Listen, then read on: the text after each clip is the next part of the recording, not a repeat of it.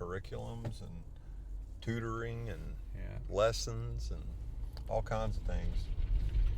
And so well, I hope that things turn for good. I don't know how they're going to work, but the way it looks, it reminds me of ancient Israel, where they said, we want to have a king like everybody else. yeah, And here in America, it's like they're saying, we want to be a socialist country like all the other countries. and look what they got for getting their demand. And I wonder if that won't go that way in this crazy country. well, People demanding things that they don't know what they're asking for. yeah, well, I was listening to a guy today. His name is Robert Kiyosaki. He's from Hawaii. Yeah. He grew up there, and he's most popular for writing this book called Rich Dad, Poor Dad. Yeah. And the story is his dad was a teacher. He was a professional teacher. You know, he was a superintendent or something at the school district there in Hawaii. And he said it was about fourth grade when he was kind of going to a nice school because of his dad's position. And they were kind of poor, but he was going to kind of a highfalutin school. Yeah. And so he asked his teacher, he said, when are we going to start learning about money? Because he was poor and he wanted to know about money. He wanted to learn about it so he could get some of it. Mm-hmm. And she said, we don't do that here. And so, you know, it kind of indelibly marked on him that schools don't talk about money because they don't. Yeah. You know, the economics class are sponsored by the banks. Did you know that? No. Yeah. I think you got it cleared.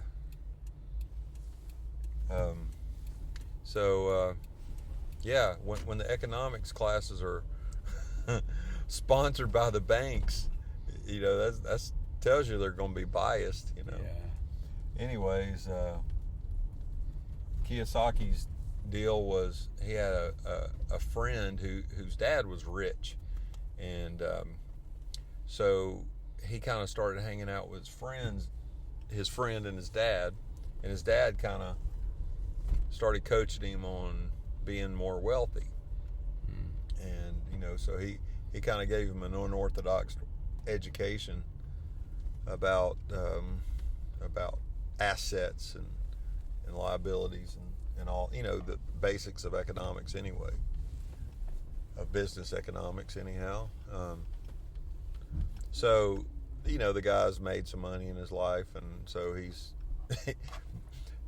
I think he didn't fall too far off the tree because he's a teacher too. He basically teaches economic principles to people. Yeah. In a mass scale, you know, with radio, with books, and anyway, I forgot what I was saying.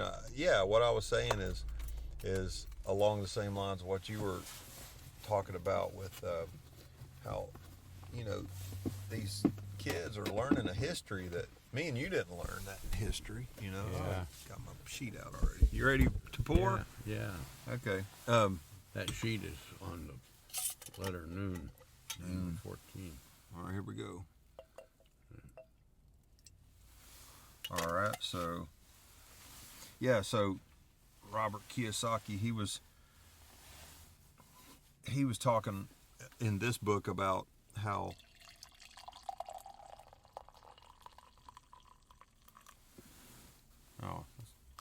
you need more than that. Now I get it. Yeah, he was talking about how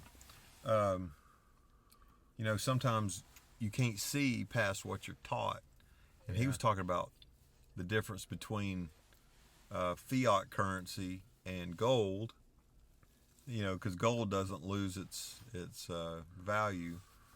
But, you know, it's kind of pinned to the dollar, but, you know, that's the only way that we can tell how valuable it is by how much the dollar is worth.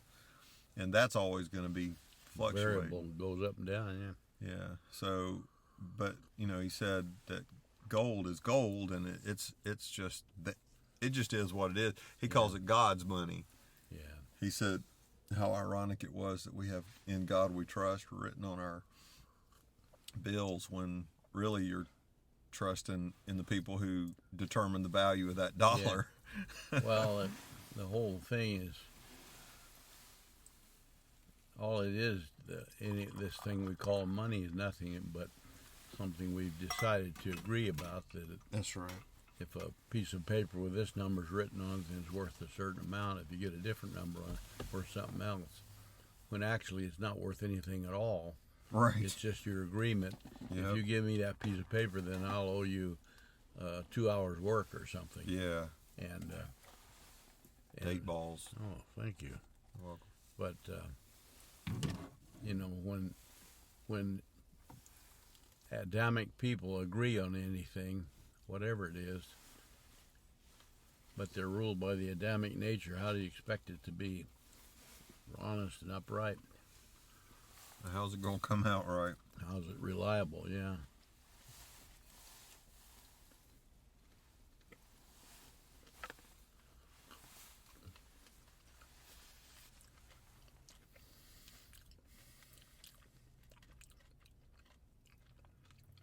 Yeah, so I was thinking about that today, how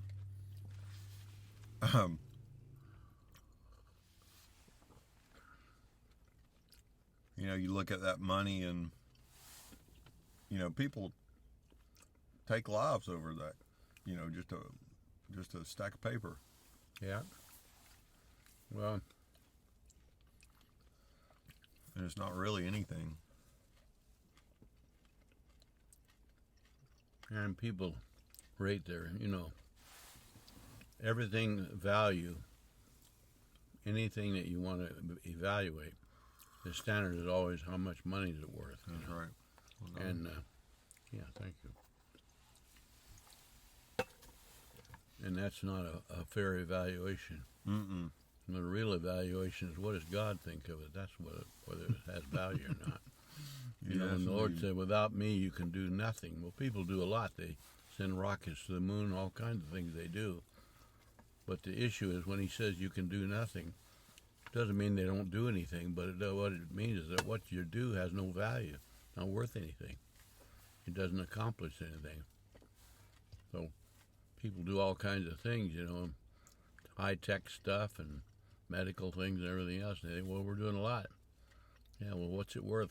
What does it do to contribute to the well-being of people in the long run? Are people more satisfied, more feeling worthwhile? Is their purpose being fulfilled? How come we have so many murders and so many suicides if everything is being done? Because none of you can produce salvation. Yeah. Without salvation, what have you got? These letters and numbers, the study we've been doing, have been, I think, really eye-opening as to what real things are. That sheet there is for number 14. 14. Mm-hmm. So what do you see in 14? 14.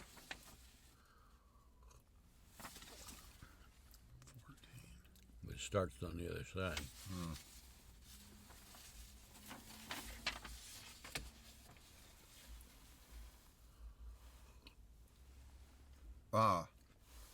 Double 7.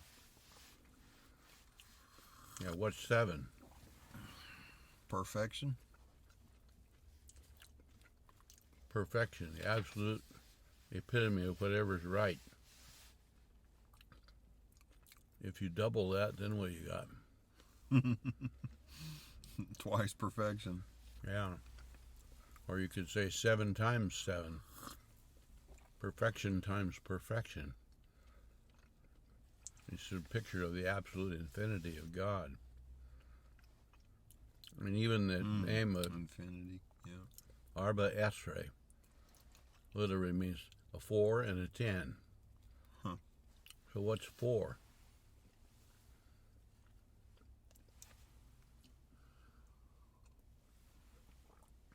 Remember what the 4th letter is?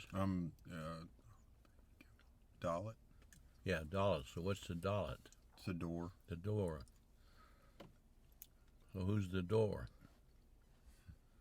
Yeshua said, I am the door. I am the door. And then you have that with the 10, makes 14. What's 10? Authority. Yeah, 10 is the absolute authority of God, the rulership, the total kingship of God, and so forth. So you connect the door. Now, what does a door do? What is the purpose of a door? To put a filter on something, to keep stuff in, keep stuff out. A doorway is just an opening through a wall. If there's no door there, then the wall is useless with an opening through it, isn't it? Mm-hmm. Because anything can go in or out. But the doorway regulates what comes in and what goes out. But, of course, the Lord says, I am the door, and he that comes to me seeking truth, what's the door going to do for that guy? Open up. It's going to open up for him and literally invite him into what? Well, 14 into the house of the Lord. 14 is a 4 and a 10. So you're inviting him into the presence of the Almighty. And, of course, when the Lord died, the temple veil tore in two, and it says exactly what that meant. What did it mean?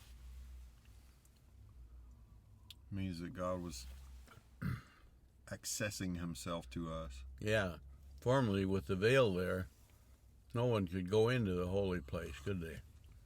Right. Except the priest and him only once a year The barrier. to make a special offering.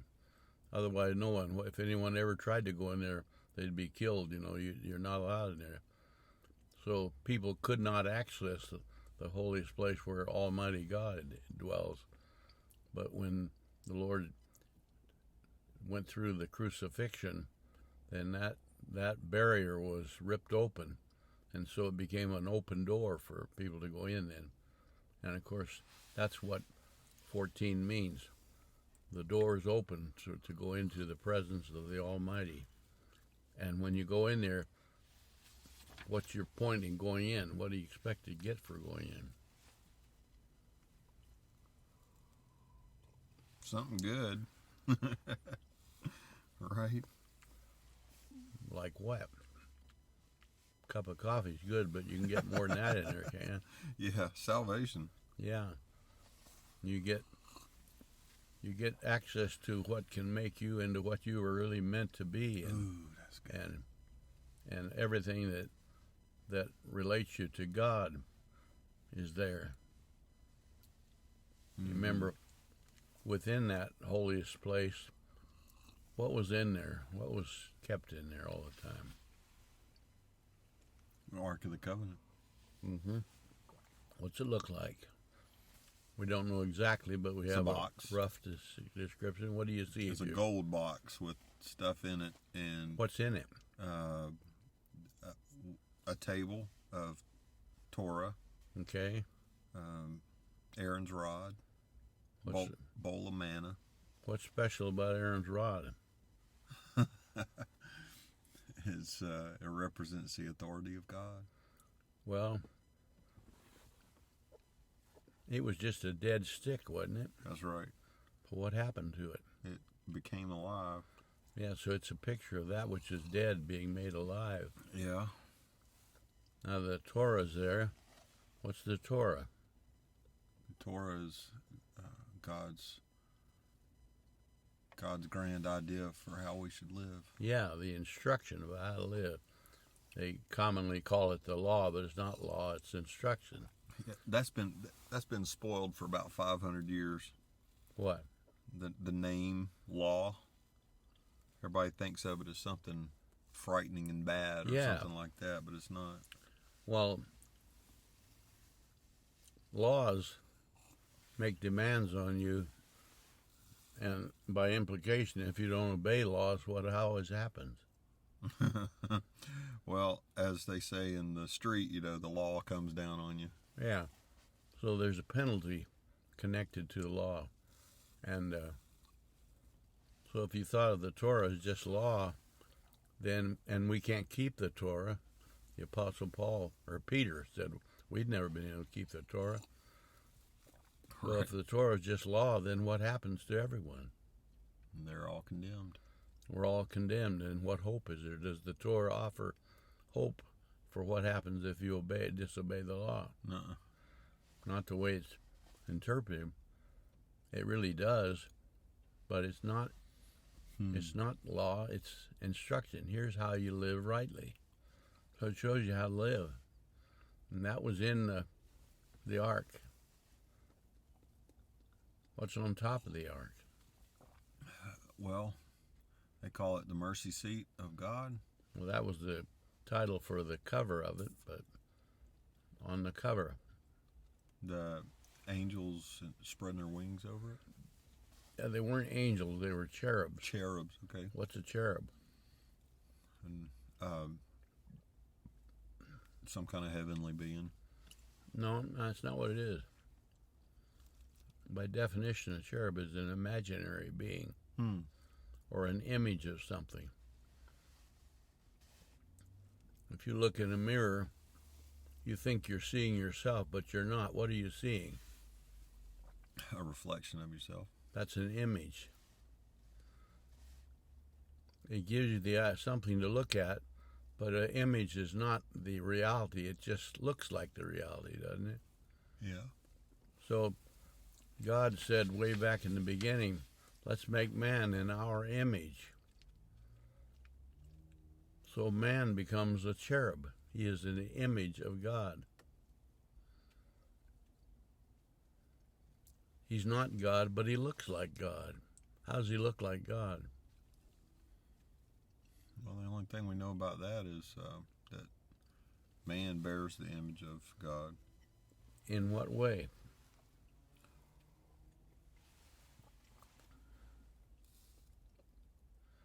Is the dog the image of God? No. Yet he lives and breathes and thinks and feels and gets hungry and cold and whatever. So why is he any different from man? Well, is it words? That's one thing. Formation of words, creation, and creative creatures. Yeah. Well, ability to make choices. Yeah, it really comes down to that pretty much. When the creation fell into chaos, what caused it to go into chaos? A bad choice. Bad choice. Which part of the creation made a bad choice? Did the dogs choose wrong, or the mountains, or the moon? Did it choose wrong, or the stars? It did what it was told. They did what they were made to do, but they suffered along with the man. But the cause of it all was the man's choice. So if man's choice is what got him into trouble, what's going to get him out of trouble? Choosing the rescue that God has for him. Yeah, the salvation of the Lord comes, but it comes by choice, doesn't it? It's never forced on anyone. Nobody has to accept truth. The Lord says, choose me and choose life, you know. Yeah. Choosing means you don't have to do it. Isn't that what a choice is about? Yeah.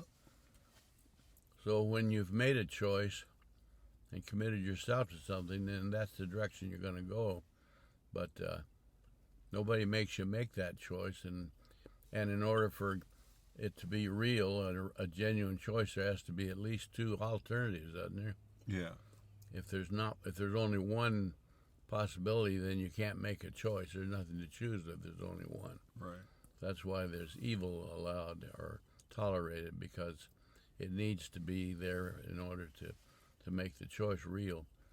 But so number 14 is a picture of the doorway being opened for us to get into the presence of God. But no one's ever forced to go through the door, are they? Right. It's really like an invitation. If you get an invitation to something, the minute you get an invitation, what do you have to do? Decide. You got to make a choice. Am I going to follow through or not?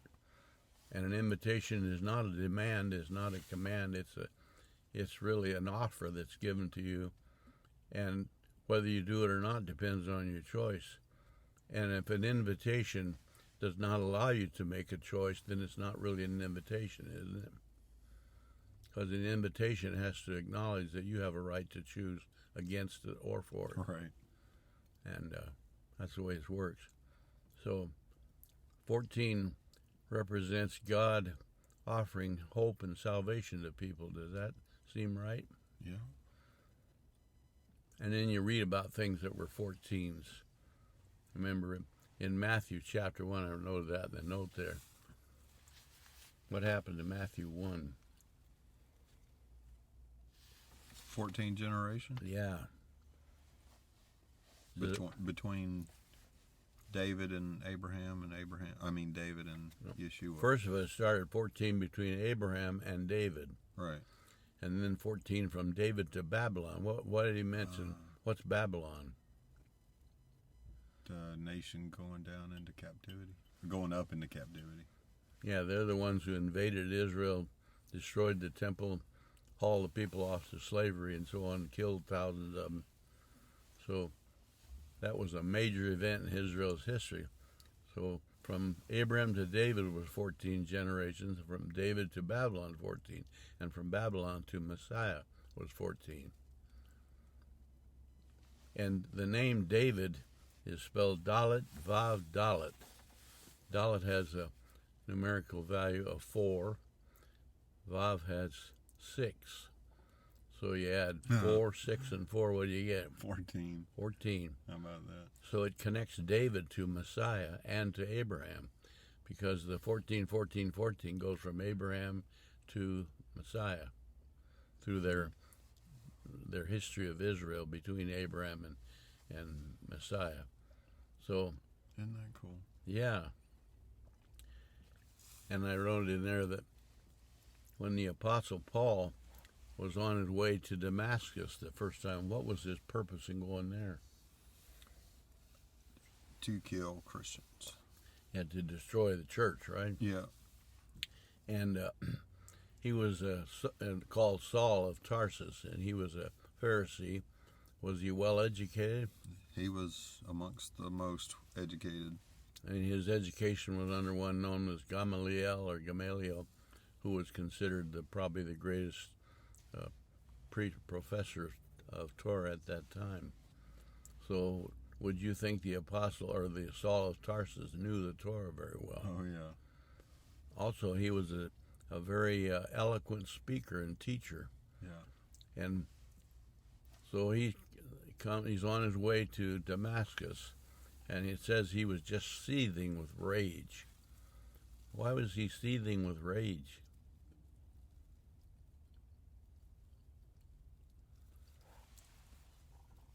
He didn't go down with a smile on his face. He thought that those people were disrespecting God, so he was mad about that.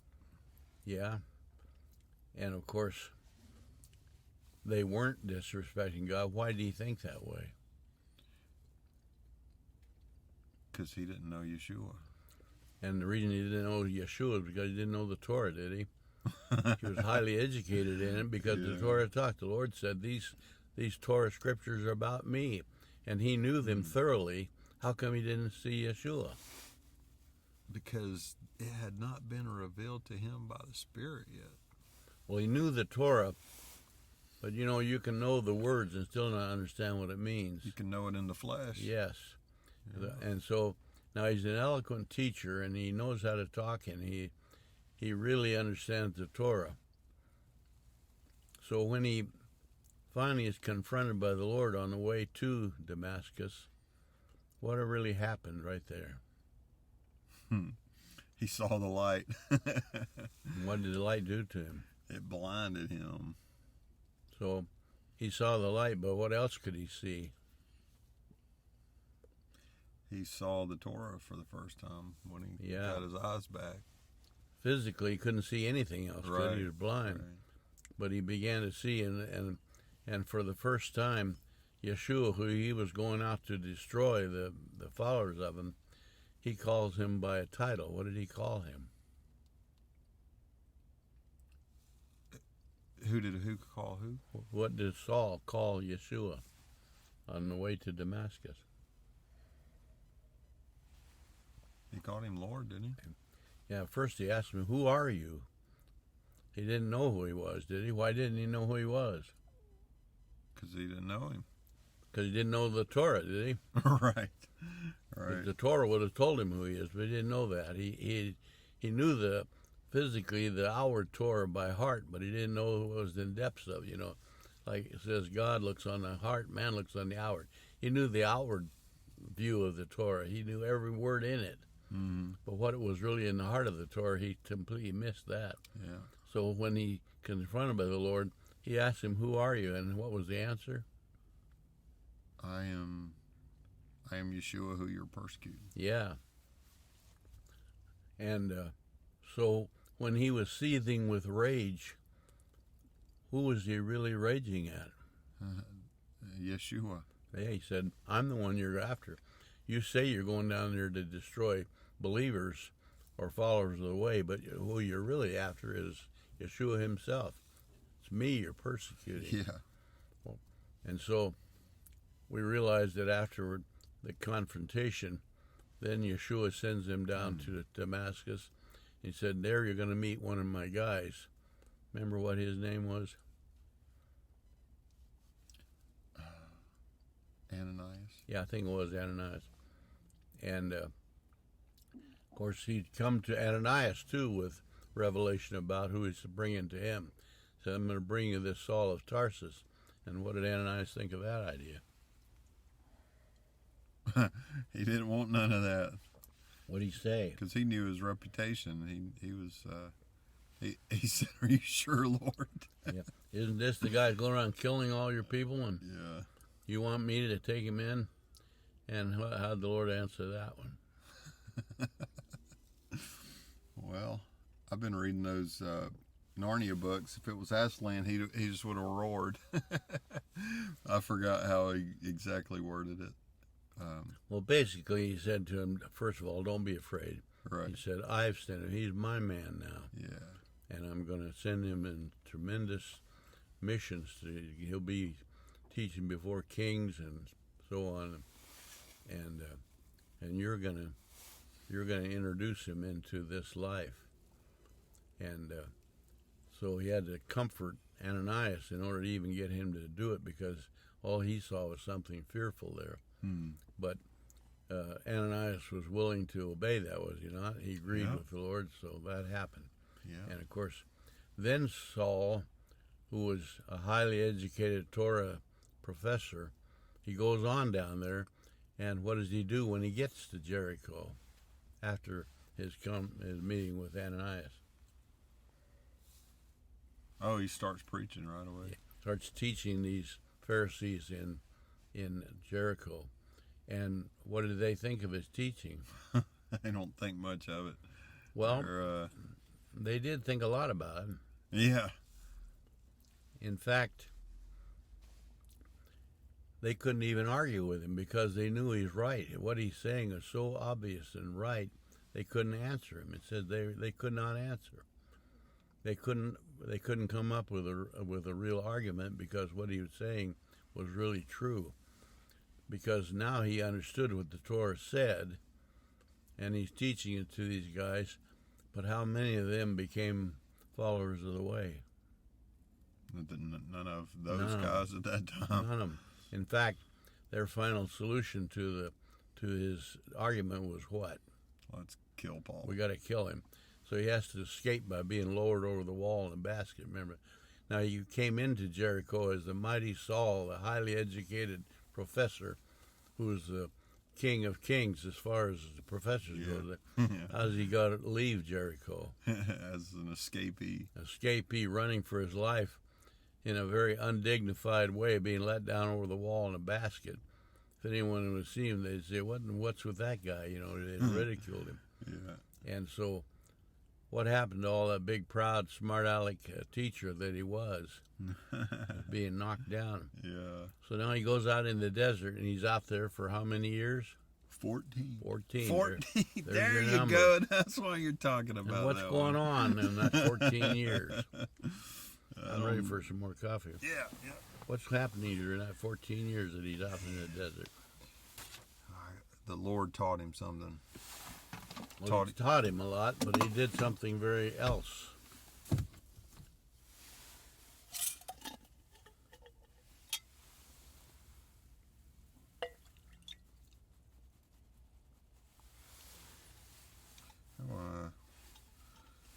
So what did he do? Does it say? Or do we just Well, when he went out in the desert, he just finished telling the whole world how smart I am and how much I know about Torah. Humbled him. So when he went out in the desert, that was being dumped out of him, wasn't it? Yep.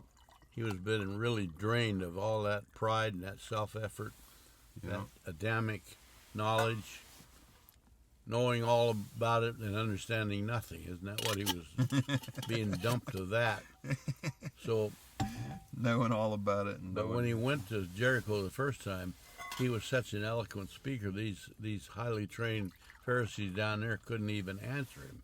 They couldn't even argue with him because he knew 100 times what they knew, didn't he? Yeah. But now, when he comes back, he says he came back with trembling speech, stammering and stuttering. Yeah. Would you call him an eloquent speaker? No. He couldn't even hardly talk, make sense. But what happened then? People came to the Lord. How many of them? Uncountable. Thousands, yeah. How come? Because it was through his weakness that the Lord spoke. When we went to Jericho, it was Saul of Tarsus doing the talking. Yeah. When he came back after 14 years, who was doing the talking? What would you say, Spirit of God? Exactly. Spirit of God was doing the talking. Didn't the Lord say, nobody can come to me unless the Spirit draws him? Yeah. Well, the Spirit was drawing people by the thousands using Paul's voice, but it wasn't Paul talking, it was the Spirit of God, wasn't him? Mm-hmm. So, of course, there again, 14 represents being drained of all the Adamic uselessness and filled with the power of the Spirit that does something worthwhile. That's 14. The doorway open to put you into the presence of the Almighty. And then when you come into the presence of the Almighty, then what are you going to talk about after that? Just him. Yeah. And you're going to start coming across with the authority of the Almighty instead of with the silliness of the Saul of Tarsus. Yeah. So we have a term for this Adamic thing called self-effort. Uh-huh. Of course, as we look at the Torah, every time we read about anybody doing anything in their self-effort, what always came of it? Destruction. Not anything good. Mm-hmm. Remember when King Saul, with his little army, was camped at a place down below a big overlook, high place, where there was a bunch of Philistines up on top of that hill. And Saul had an army of 400 guys, but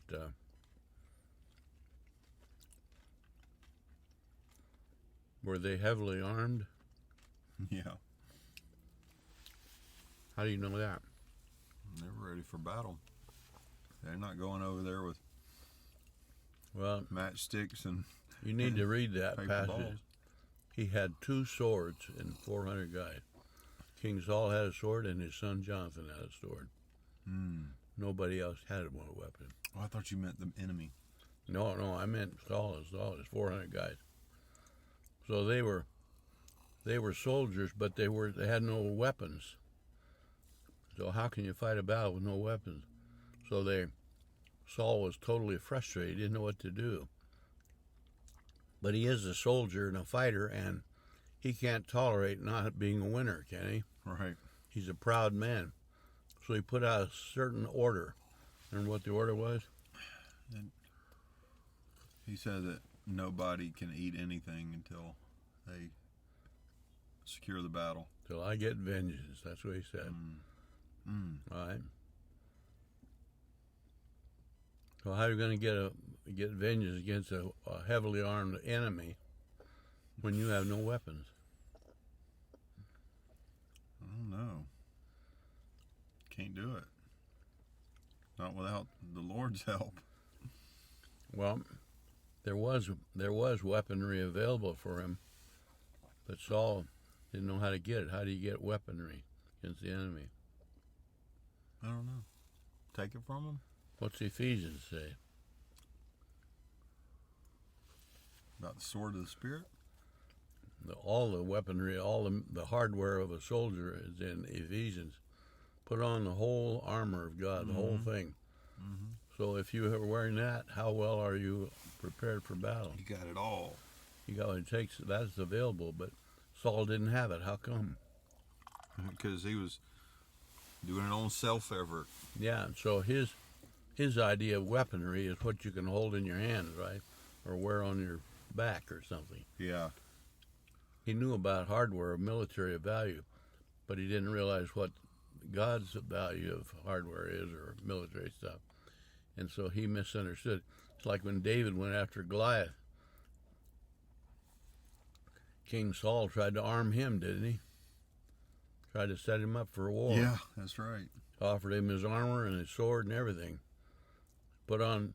Now, I don't believe that David was a little boy like some of them picture. I think he was a young guy, but he might have been 18, 19 years old. You see a young guy about 18 or 19 that spent his life out in the rough tending sheep. Is he going to be a weakling-looking kid? No.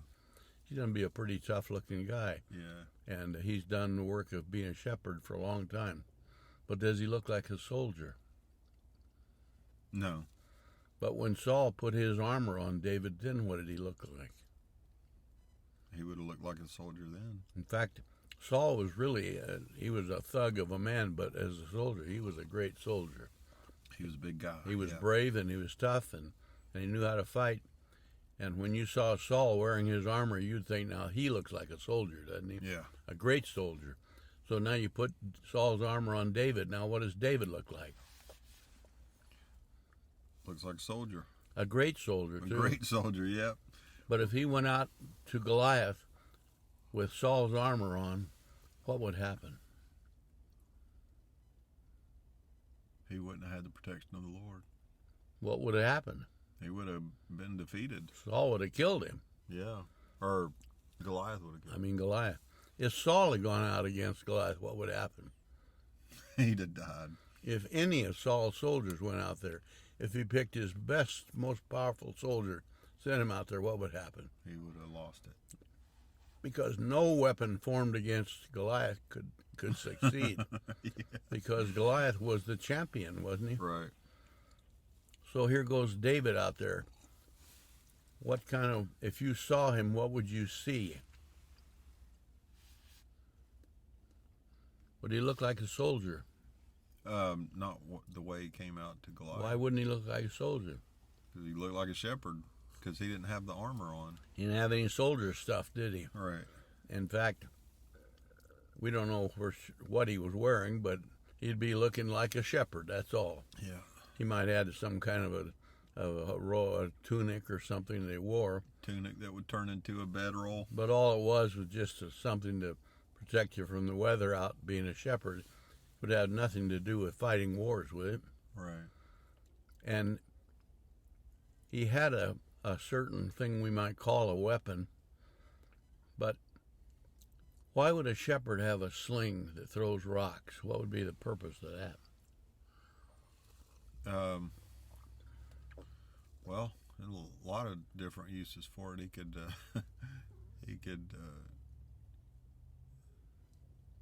destroy. Well, chase away enemies, like chase away animals.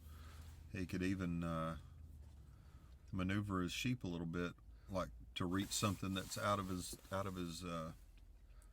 Possibly. out of his reach. Well, a shepherd spent a lot of time out in the field. Sometimes be out there for days at a time. Mm-hmm. he could use that weapon or that thing for hunting with, couldn't he? Oh yeah. I mean, he might bring down a bird with it or something in order to eat. But it's not exactly what you'd call a fighting weapon. It's not a war weapon. No. They did use slings in battle sometimes, but that's not what a shepherd would use it for. He might throw it at a wolf or something, that's possible. But his whole idea of it is not what you'd call military type stuff, would it? No. That's all he had. But that's not all he had. What did he really have? All of that armor from the Lord. Yeah. Ephesians 6. He had the Lord himself as his power. So he was far more heavily armed than Goliath ever dreamed of being, wasn't he? Yeah. And all of Saul's army together couldn't come up with the armor that that David had. And so when he went out against Goliath, he had no reason to be afraid, did he? Did you see any fear when he went out there? No. In fact, as he was on his way out to meet, the Goliath, he was in not a very big valley, but far enough that he could come down from their side and yell across the valley his threat and his challenge. So when Goliath said, "Send a soldier out here and we'll fight," what did Goliath expect to see? A soldier. Mm-hmm. Somebody carrying a weapon and wearing armor. Would Goliath be afraid of any of those soldiers? No. Why not? Because he's the champion. Because he's a big, powerful guy. Yeah. Bigger than any of them, and a veteran of many wars. He's probably already killed a lot of soldiers, wouldn't you think? Oh, yeah. So when he sees David coming, nothing but a young shepherd guy with no weapons, Goliath had literally insulted, wasn't he? Yeah. Yeah. Says, "I called you to send me a soldier, and you send this punk out here." Dog. And so he says to him, "Come here, you. I'm going to feed you to the birds." Yeah. Now, if you were approaching a powerful giant who was intent to kill you, how would you go up toward him? On guard. Would you kind of look for cover and sneak around a little bit, or some way to kind of look for protection of some sort? But it says David ran to meet him. Wow. He ran toward him. Why did he run? Well, he was excited to see what God was going to do, I imagine. Yeah. He could have been building up momentum, but it wasn't his momentum that took down Goliath. But running toward the enemy tells you some things about it. Yeah, is he afraid? No. In fact, he says, "I'm going to do this, and I want to get this done quick. I'm in a hurry." When the Lord sent Judas out, he said, "Whatever you're going to do it quickly. Yeah. Hurry up. I want to get this job done. Don't delay it, And when the Lord sent Judas out to meet with the Pharisees who were going to betray him, or he was going to, did he act afraid of what Judah might do? Or not Judah, the betrayer, Judas. Was he afraid of that? No. When the Lord said, "Do it quick," did that sound like he's afraid? No. Does he know what's coming? Yeah. He says, "Hurry up. I want to get this done. Let's run toward the battle." Yeah. So just as David ran toward Goliath, the Lord literally ran toward the crucifixion, didn't he? Yeah. And there's no fear involved. Why is he not afraid? Because he knows that God is on his side. He knows how this is all going to come out, right? That's right. He knows also the terror and the terrible agony he'll have to go through and everything else. But that doesn't slow him down a bit. He says, "I'm in a hurry. Let's get this thing done." And so David went out there like that. All that's pictured in 14. You see, David, his very name, spells 14. Yeah. So you see that over and over throughout the book, that 14 represents God accomplishing what he wants to do by bringing us into his presence. And that's the figure of the temple veil being torn and the doorway into the presence of the Almighty. And when David went out to Goliath, it's as though he'd just come from the presence of the Almighty. In the outward form, he'd just come from the presence of King Saul, had he not? Yeah. Saul tried to arm him, but Saul's armor wouldn't do him any good. In fact, it would have brought death to him. If he'd have gone out there in Saul's armor, he would have died, wouldn't he? Yeah. But he couldn't do that. So just as our entrance into the presence of the Almighty through the torn temple veil, the doorway is open because the door is open and invited us through that. And that puts us in the same position to the enemy that David had over Goliath, wouldn't you say? Mm. And when he threw that rock, was there a chance he might miss? No. If he might miss, even a skilled hunter using a sling isn't going to hit every time. Right. The best marksman with rifles doesn't hit dead center every time on a target, does he? Right. They have what they call a pattern or a group. They usually call it. They fire so many rounds at a target, and they like to see a little small group. That means they get pretty close, all of them, but none of them are dead on. Yeah. And but when David threw that rock, there's dead center. I mean, he can't possibly miss because really, when you think about it, who threw the rock? I mean, David, it was his arm that we would see, but it was the Spirit of God, was it not? Yeah. That's all in number 14, you see. Wow. So the 14th letter is noon. Yeah. There's a picture of a noon there. Yeah. And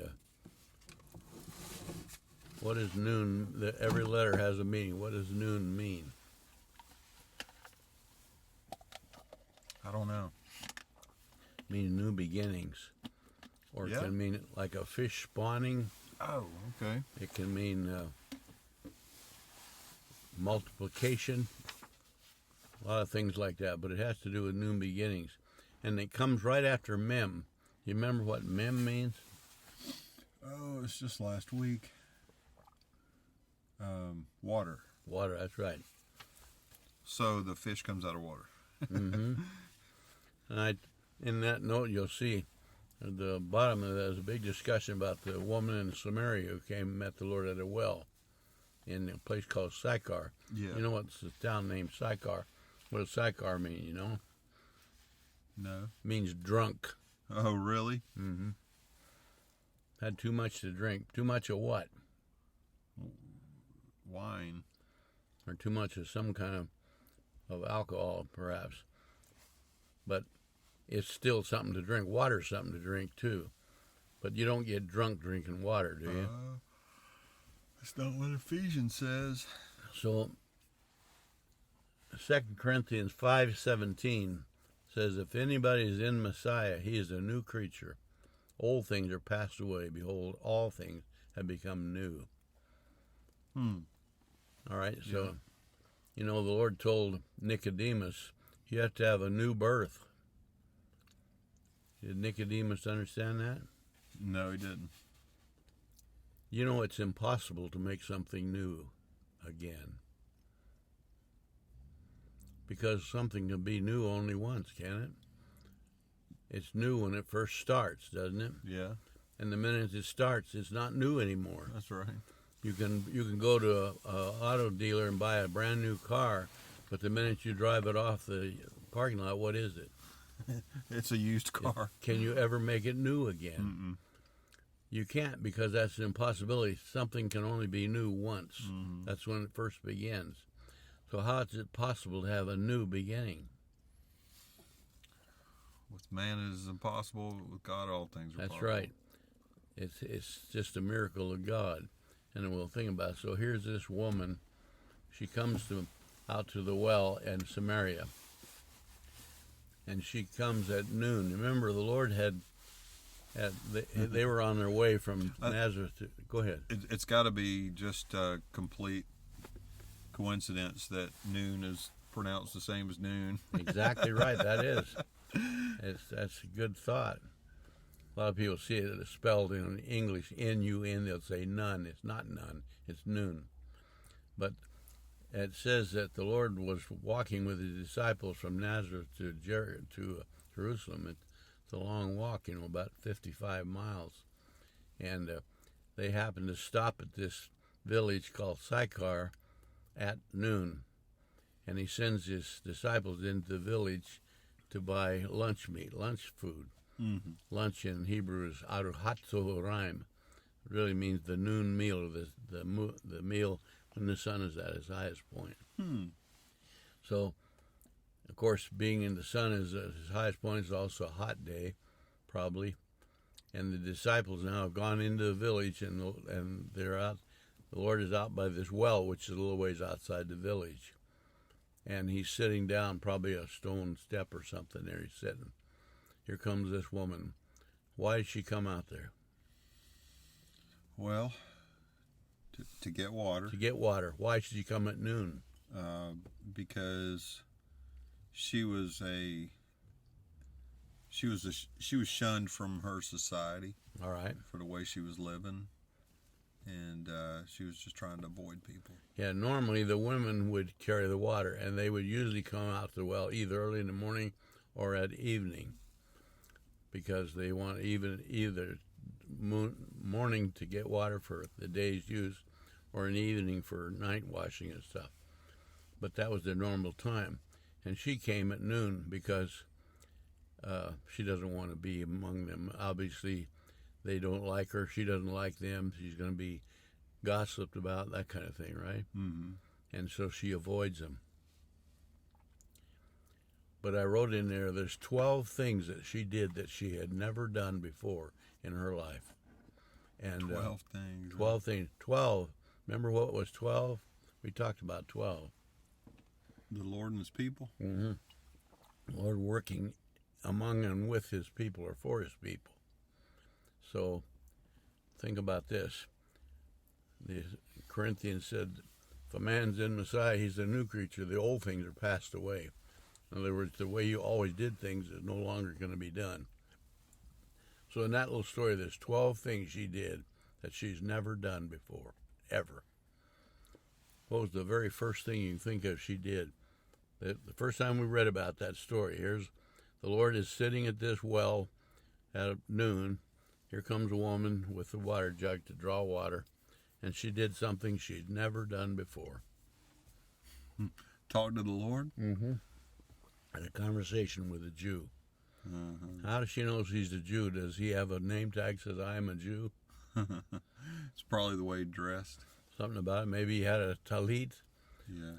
Something about his appearance. They would know. Yeah. She knew that he's a Jew, and she also knows we don't talk to Jews. Jews don't talk to us.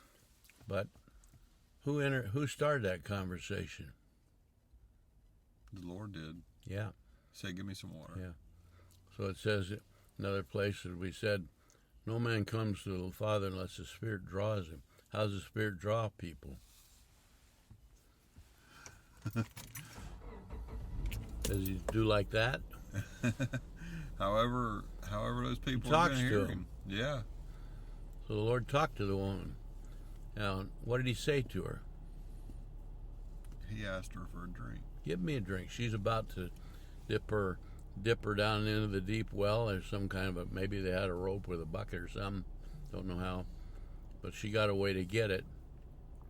And as she's getting, he says, give me a drink. And when he said that, picture, what does she look like the minute he said that? Probably a little shocked that she's I even think so, talking to shocked. him. What are you doing asking me about something? Yeah. In fact, what was her answer? She kind of put him off, said,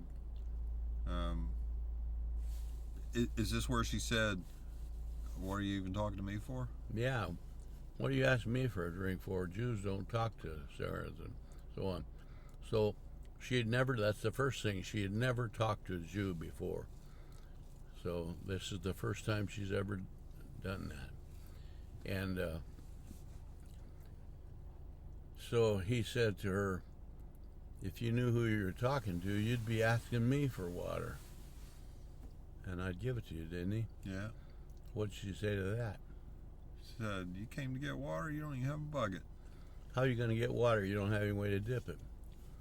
So she's not only talking to Jew, but now she's even arguing a little bit with him, right? Yeah. Never did that before. Yeah. All right. So what does he say then?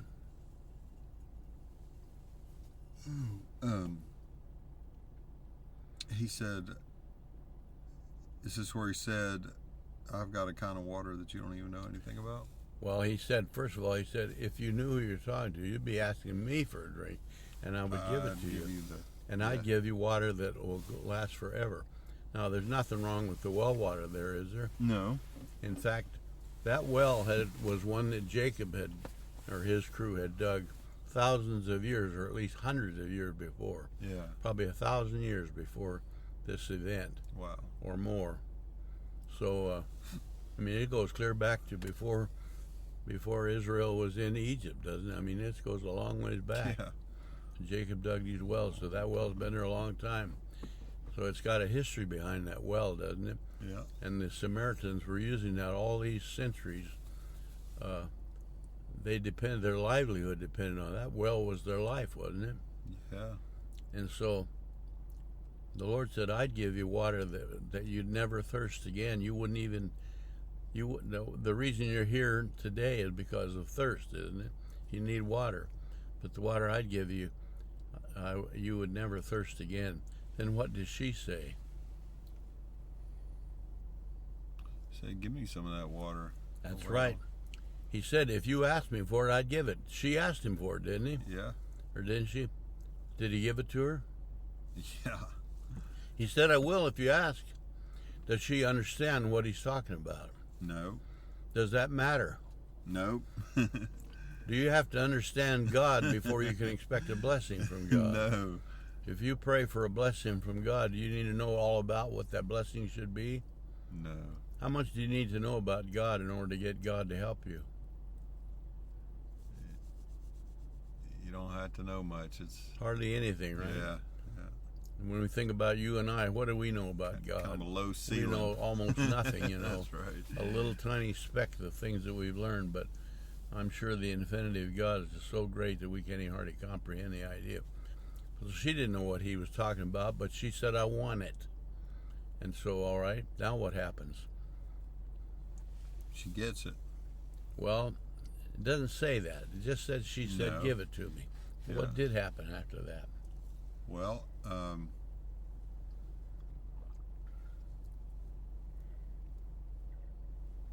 they started talking about her relationships. Yeah, at one point he told her, go get your husband, didn't he? Yeah. Said, go get your husband. She said, So what'd she say? I don't have a husband. Yeah.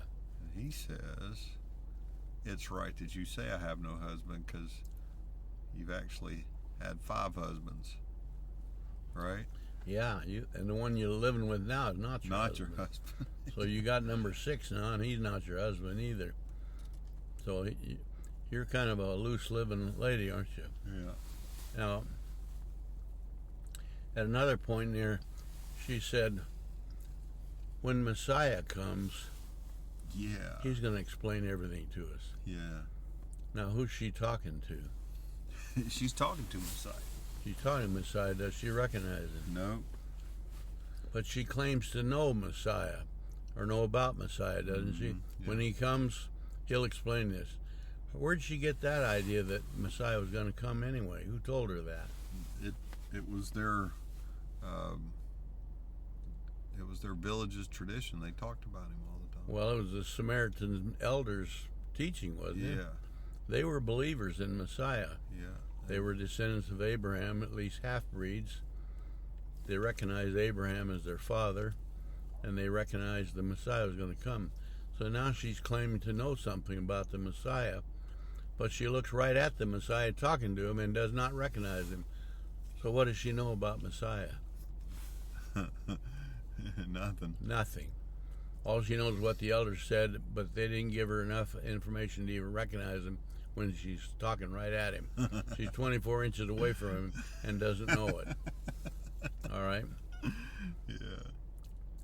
So after he told her to go get her husband, then what happened?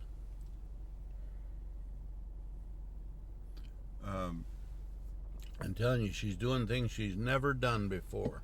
Yeah. Well, Something right then she has never done before. Never. And it takes the trouble to write it down in the she book. confessed. Huh? She confessed. No. No? She did something. She acted. She did something.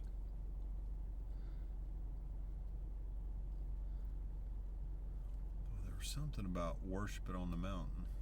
Well, he discussed that with her. She did That's say. towards the end, right? She said, our fathers, the Samaritan elders, say we're to worship on these mountains.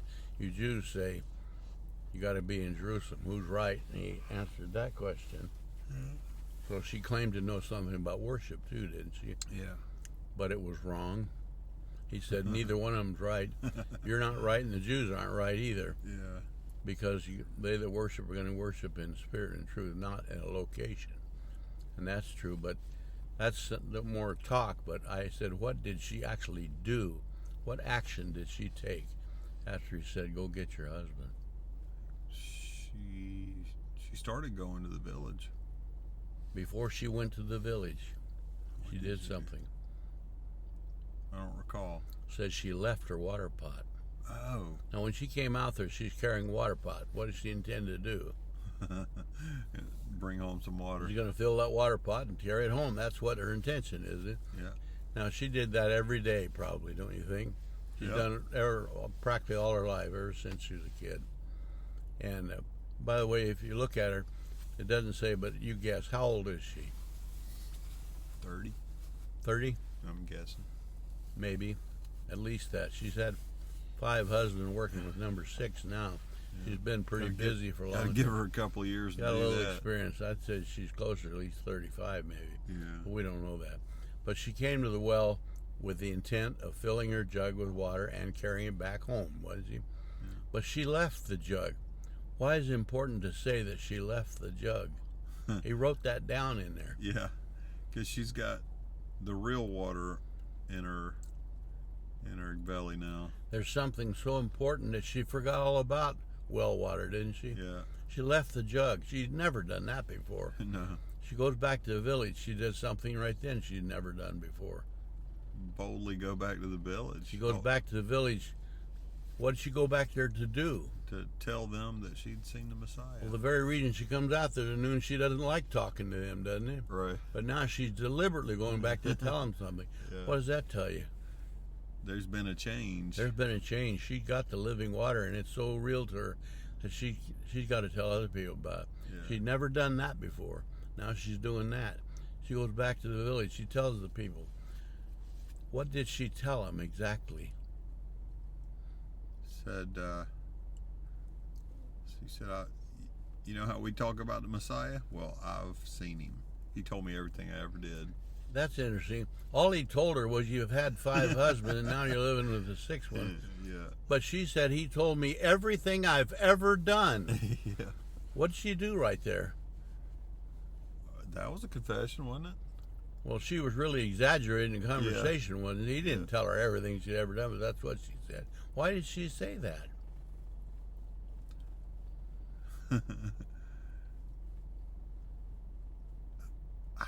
From a perspective of somebody that's always been hiding stuff, she's saying, whatever you think I've done that I've been hiding from you has been exposed. Yeah, and she it's realized over.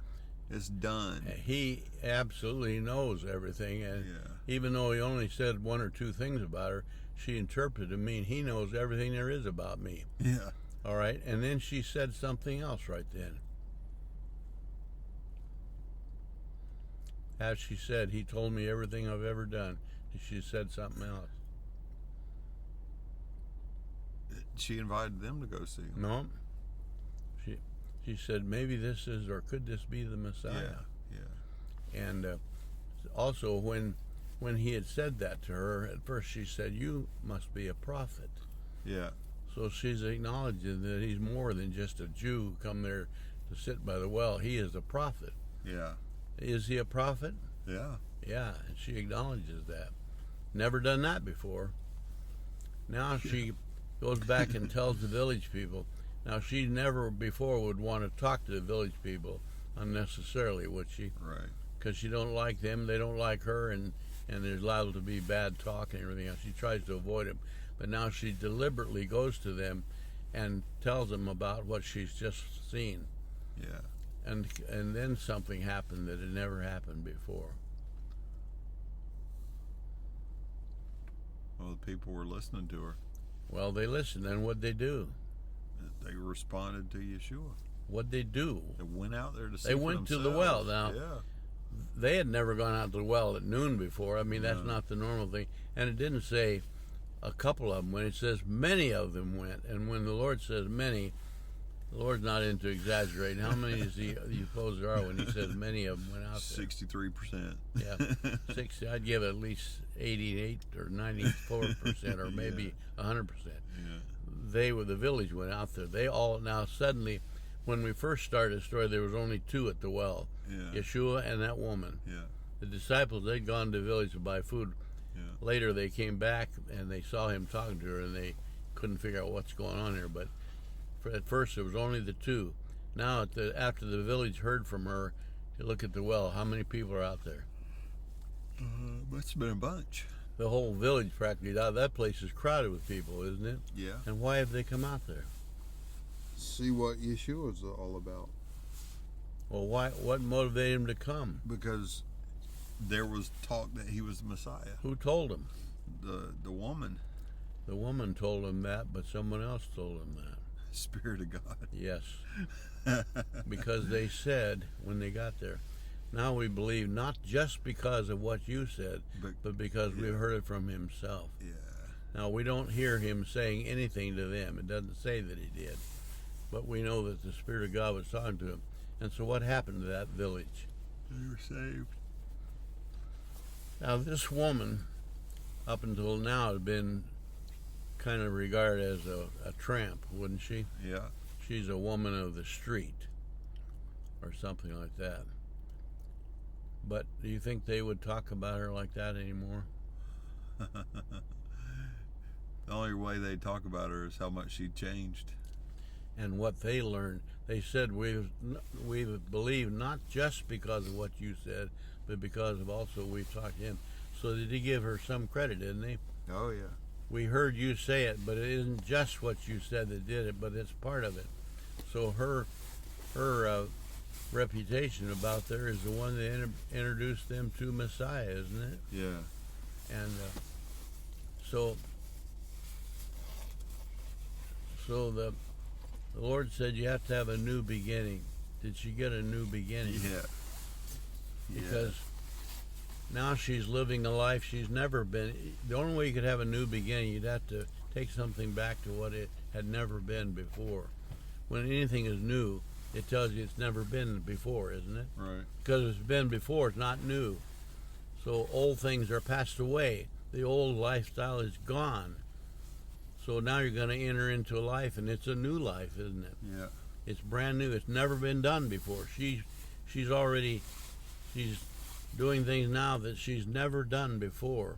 The old way is not the way she does things now. Now, we don't know any more about him except she says he stayed there 2 more days with him. What did he do while he's staying there? Just lay around, do you think? No. He was telling other people about their And telling the ones who come out what it's all about, don't you think? So that whole village got a new life for the village, didn't it? Yeah. They began to live in a way they've never lived before. And when and I marked in there that the letter Nun comes right after Mem. Mem is letter 13, Nun is 14. What's significant about Nun coming right after Mem? The new beginning comes out of the water. Yes. And they are the middle letters. Now, the Lord said, I am the Aleph and the Tav. I'm the first, or I'm the beginning of it, and I'm the final letter.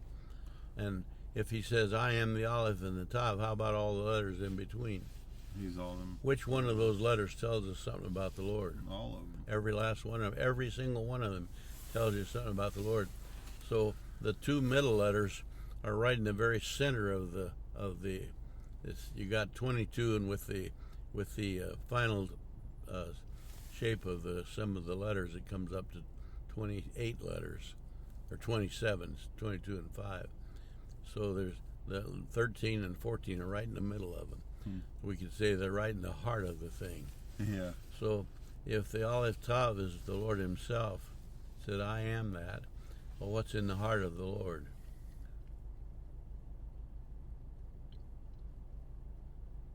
Two things: living water and new life, new beginning. Yeah.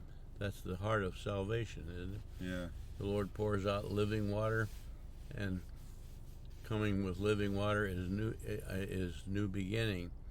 And then, of course, all the other letters are just like Torah. They're just there to tell you how you're going to live in this new beginning, you see. So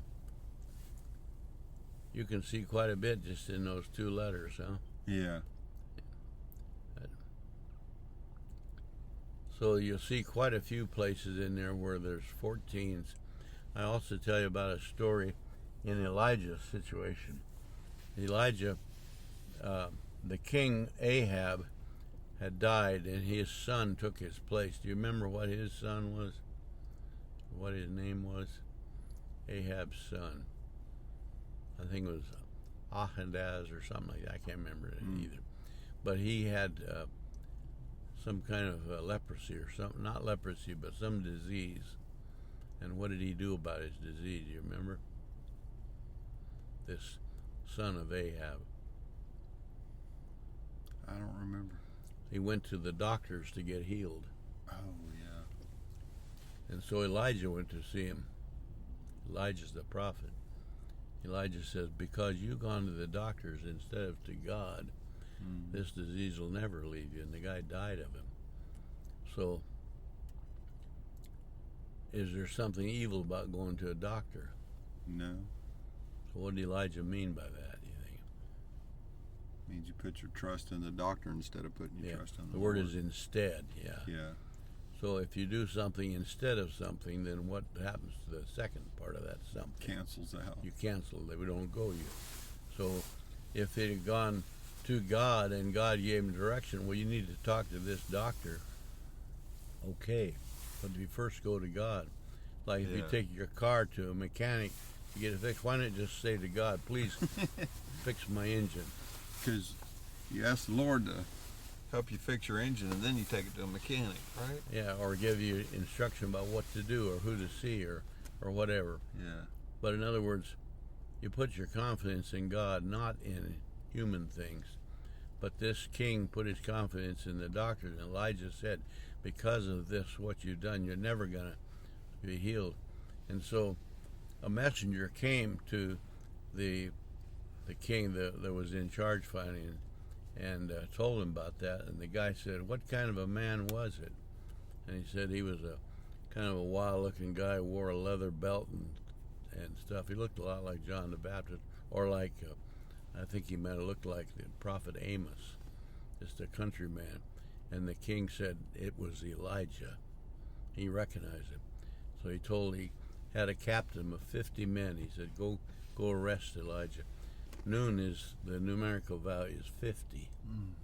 So you want to see what 50 is about. So this captain went out with 50 soldiers to arrest Elijah. And Elijah was sitting up on a little hill of some sort. This captain comes up there. Do you remember what that captain said? He barked a command at him and said, you get out here and come with us. What did he call him? Did he say, Elijah, come? Probably not. He didn't.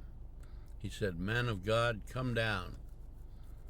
And then Elijah said, if I'm a man of God, then what? I forgot his wording, but... if I'm a man of God, let fire from heaven fall on you. Yeah. And instantly fire from heaven fell and consumed all 50 of those soldiers. And then the other captain was in line watching all this. Well, so the guy, I guess the survivor perhaps reported back. So the king sent another captain with another 50 guys.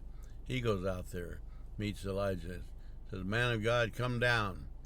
Elijah said, "If I'm a man of God, let fire from heaven." And the same exact thing happened. King sends a third crew, another captain with 50. What happened then? Do you remember? He came with his hat in his hand. Boy, he bowed down to the ground. He said, Sir. "Please, sir, don't rain fire on me. I'm only doing what I have to do. I'm just doing my job. Please come with me." It became, instead of a command, it became an invitation, didn't it? Yeah. And God said to Elijah, "Okay, you go with him. Don't be afraid. I got this under control."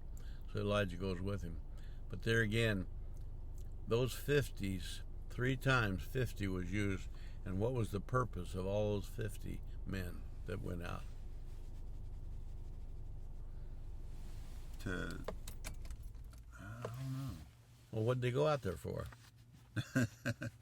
to capture Elijah. Yeah, the king commanded him, "Go get Elijah." Was this a good king? What did he intend to do with Elijah once he brought him in? Probably destroy him. Yeah. So just like the Lord told Saul of Tarsus, "Why are you persecuting me?" What do you think this king was doing? Persecuting Persecuting who? Elijah. Or the Lord. The Lord The himself. Lord. Elijah's God's man. Yeah. In fact, they even acknowledged that, did they not? "Man of God, come down." Yeah. If I am a man of God, here's what's going to happen. Well, what happened? So what does that tell you? That he was a for real prophet. That's right. And of course, these enemies, their whole purpose in sending 50 out was to destroy Elijah and literally to destroy the Lord. This is a satanic effort. You think about it, if all these things had succeeded, if Elijah had been destroyed by those 50 or by that king who demanded it, what would we ever know about Elijah? Probably nothing. And the whole plan of God would have been shot down with it. If the enemy can destroy God's man, who else can he destroy? Yeah, that's right. Destroy the Lord himself. So that king was really raging against God, just like the Saul of Tarsus was raging against the Lord. So the enemy can use that number 50 as well to mean his effort to destroy God. But another time we read about 50, which is really important, is the feast called Pentecost. Yeah. What does Pentecost mean?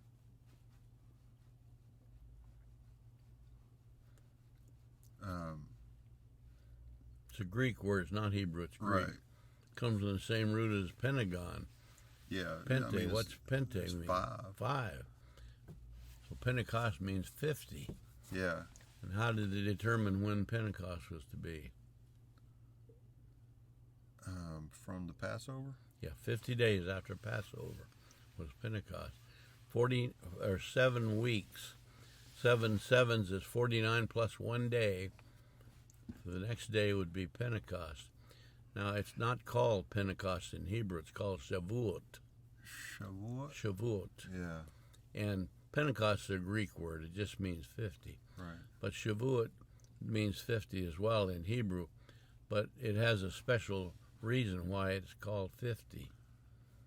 You know why? Because it's a new beginning? Well, it is, but there's a why 50? It's the first after the 49. Well, why count 49? They were to count off 7 weeks, and the next day would be Shavuot. Well, 40, that makes 49 a fascinating number because if 7 is perfection, it's 7 times 7. Yeah. And then kind of like the principle of 8 being the new beginning because it follows 7.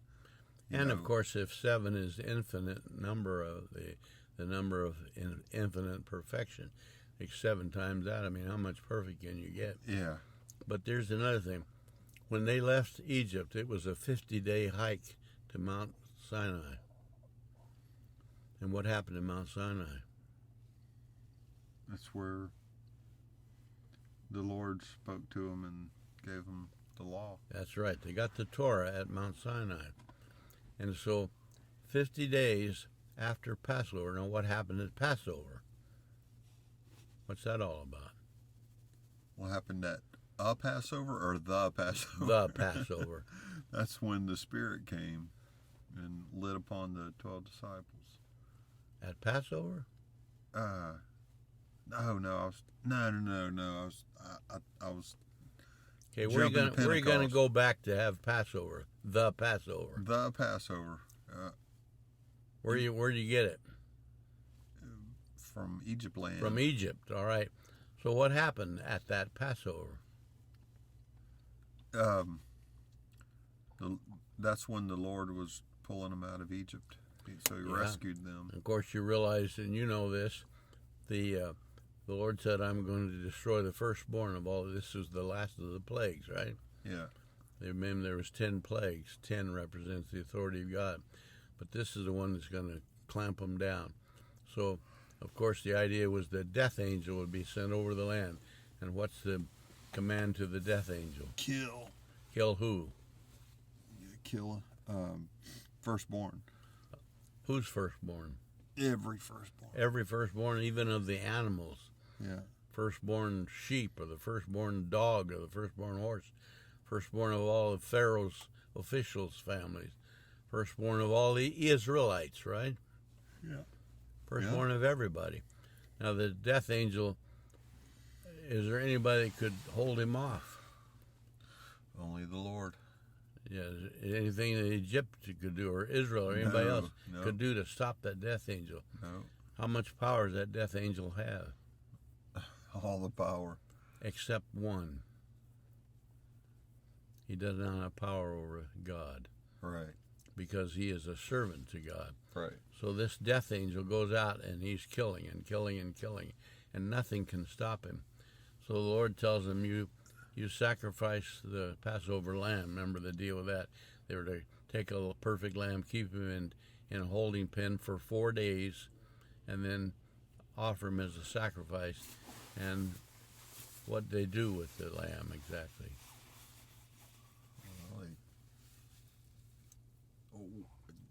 For the Passover, they roasted him. They what? Roasted him and ate him. They ate the lamb, but what about the blood? Oh, they put the blood on the door. Yeah. And the Lord said, when I see the blood. Now, what's coming? A lot of death is coming. The death angel's coming. People are going to die. There's nothing can stop it.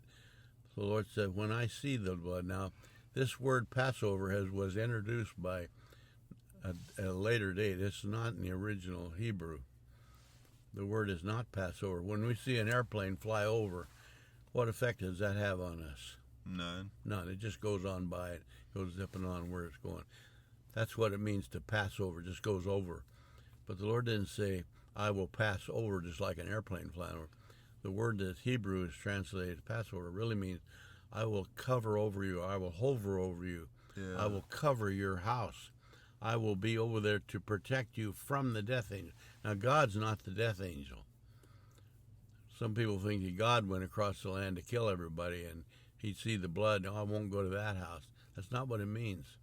It means the death angel is coming. The death angel will kill the firstborn of every living thing out there, won't he? Yeah. Nothing can stop him. So God says, when I see the blood, and what's the blood going to do? Does the blood save you from anything? Did the blood save them? Well, it was a sign for the Lord to save them. Yeah, what saved them was the Lord protecting that house. Yeah. I'll stand guard over that house. Yeah. I'll stand at your door. So when the death angel comes, he will not be able to enter your house because I'm going to guard it. So what did the blood do?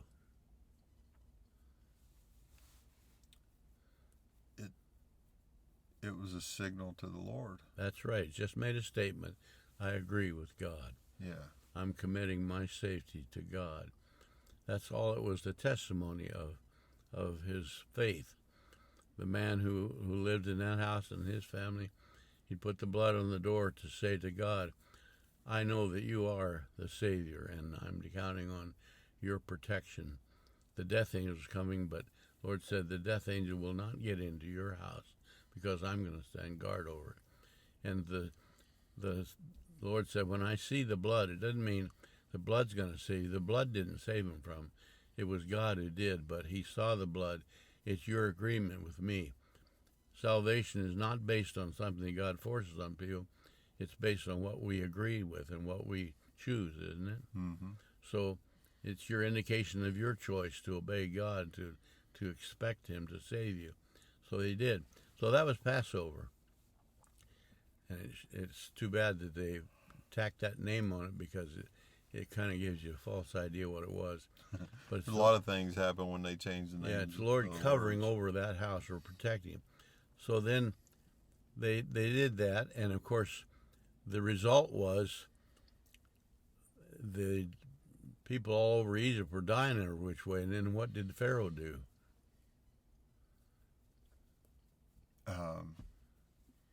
He came after them eventually. Well, what did he do right away when the death angel showed? They were dying everywhere. He lost his son. What did he do? I don't remember. He called Moses and said, take your people and get go. out of here. And take everything you got and get out of here. We don't want you here anymore. Go. Yeah. Go. And they get in a hurry about it, too. So the reason they took unleavened bread was they didn't have time to let it rise. This was a rush deal, wasn't it? Yeah. Just like the Lord said to Judas, hurry up and get done with what you're doing. David ran to Goliath because God's in a hurry to get this job done.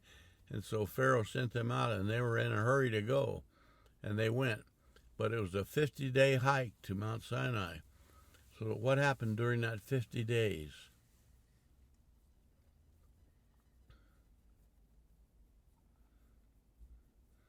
There's a lot of things. Between Egypt and Sinai, what went on? What happened?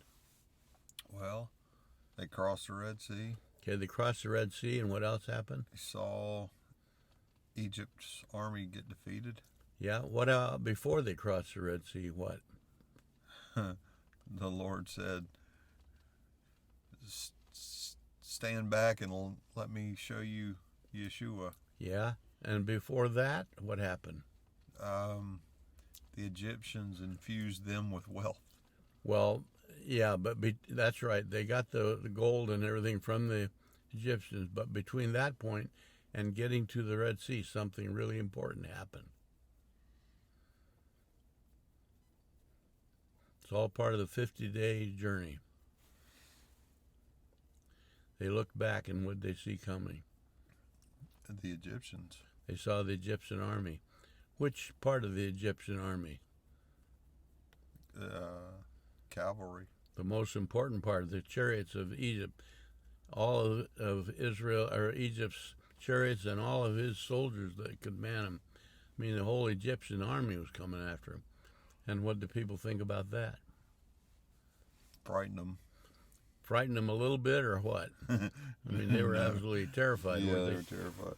So what did the Lord do about that? He put a cloud between them. He put a cloud of fire between them and the enemy so that it lit their side, but it made it dark for the other side. Yeah. So the enemy could not get in. So man, he was protecting them right then, wasn't he? Yeah. He protected them once from the death angel. Now he's protecting them from Egypt. Yeah. So what are the people learning about who God is? They're learning that he's a protector and a provider. That's right. So now they cross the Red Sea, and that looked like an impossibility. Here they are standing right by the Red Sea. Off to the left is burning desert. Off to the right is burning desert. Behind them comes the Egyptian army. In front of them is the Red Sea. They're trapped. They have no hope, do they? No. And so they scream, what? I forget what they screamed. God has brought us out here to destroy. Yeah. Because they only saw destruction coming. Yeah. They'd already been protected. At the Passover, they're protected by the fire and the cloud at night. But now they still haven't focused on that. So what's going on in these 50 days? When they said God has brought us out to destroy it, then he told Moses, stretch your staff out over the sea. And what happened? He parted the waters. The water parted, and it appeared to be a dry land trail across. It said it was dry like the dry desert. There was no, the tide goes out here, and what do you got out there when the tide goes out? Mud. Sinking mud. You couldn't run across that. But it says they would cross through the Red Sea like dry land. It was just like the dry desert. And so now they went across. And then, of course, the Egyptians, in their arrogance, they decided they'll chase them down, and they went through also. But they only got part way in, and then they couldn't go anymore. Remember what happened? It says the wheels on their chariots wouldn't turn. They seized up, and the horses couldn't hardly go, and they couldn't get away. They couldn't chase the Egyptians or the Israelites, and then when the water came, they couldn't get out of the way, and they all died. So again, what did the Israelites see? The salvation of God. Yeah, and they said they saw the dead bodies of the Egyptians floating on the sea afterward. And so what were they really seeing?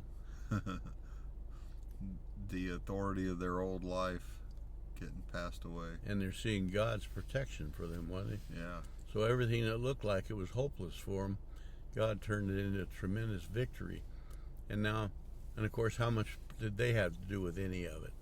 I mean, there's anything they did that made any of that happen? No, they just showed up. They didn't have anything to do with getting the gold. They did ask him. They said, ask him for the gold. They did ask, but only because God told them. Did they demand the Egyptians give them gold? No, they just asked. They asked for it, and the Egyptians were happy to give it to them. Take it and go. And it said dread of Israel had fallen on the Egyptians. So the power of God to save was so great that it caused the Egyptians to be the ones in fear. So now, during this 50-day thing, they're really learning who God is, aren't they? But how much were they doing that indicated they really understood who God is? Not much. Every step they took brought another new fear, didn't it? That's right. So they get to a fear or a complaint. Yeah. So they grumbled and griped and complained. That's right. So now they finally get to Mount Sinai after 50 days, and there the Lord came down met with them, and actually came into their presence, and they were invited into His presence, and He gave them the Torah, and so of course in Acts chapter 2, where it talks about the Lord's disciples, they were meeting at Jerusalem for Shavuot. That's why they were doing what they were doing. And up until then, most of the things we read about the disciples, they were running in fear most of the time, weren't they? Yeah. Remember when the Lord met them in the upper room? They were in a locked room. Why was the room locked? Because they were afraid they were next. That's right. They were afraid the Romans would come for them, and so they were operating out of fear.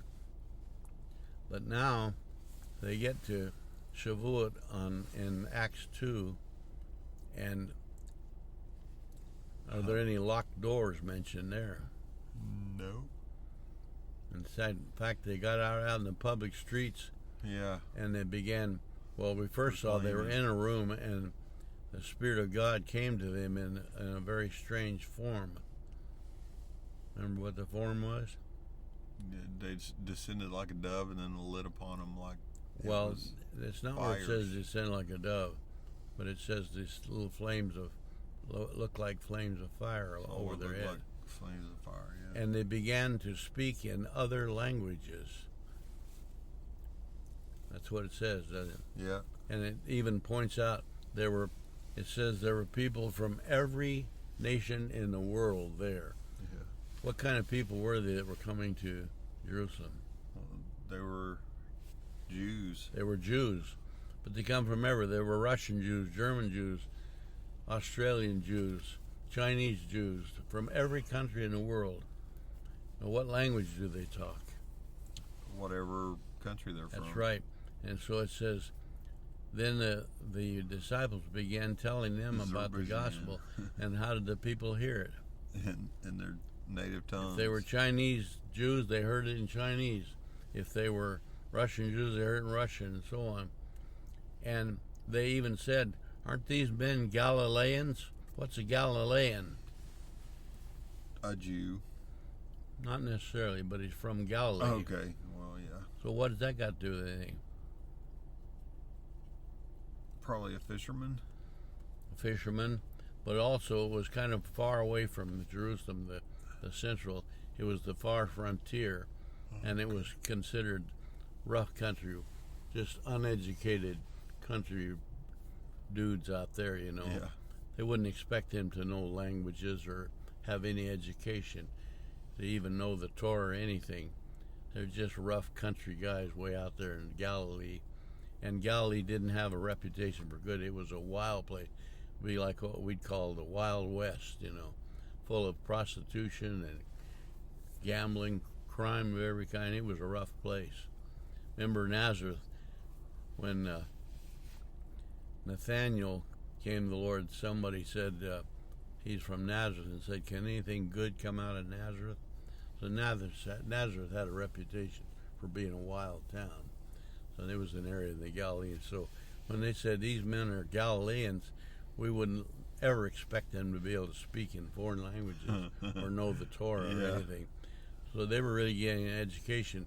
But now that Peter and these other disciples are teaching these people right out in the public street in Jerusalem. Now, before they would do that in hiding because the Pharisees would hear and then they'd be in danger. But what's happened to all that fear? Melted away. And what's given them the courage and the ability to do this? The Spirit of God. Yes.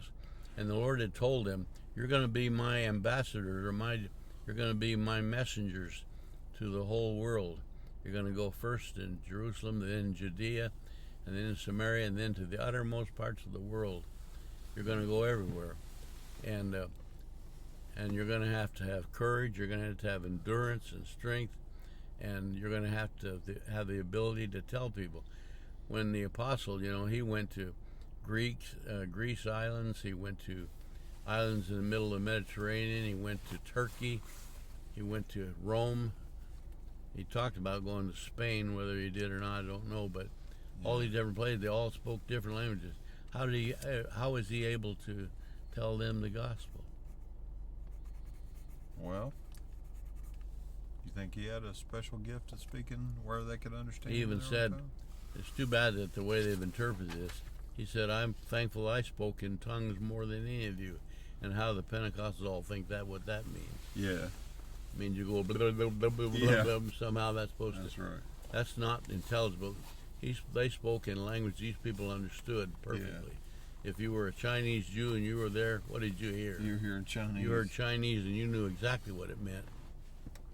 And so the Lord gave them all that. They had to have courage because there was enemies all the time out trying to stop this.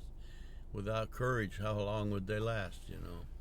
So all that has to do with 50. So 50 means really God preparing his people to be able to do what he sent them to do with all the fear gone, the weakness, the inability, and all that is taken out of you. The fear, and of course it's pictured between their journey from Egypt to Sinai. That's what was going on with them, wasn't it? And so Pentecost, and it's too bad they, you know, in our language, everything gets interpreted. They use the word Pentecost.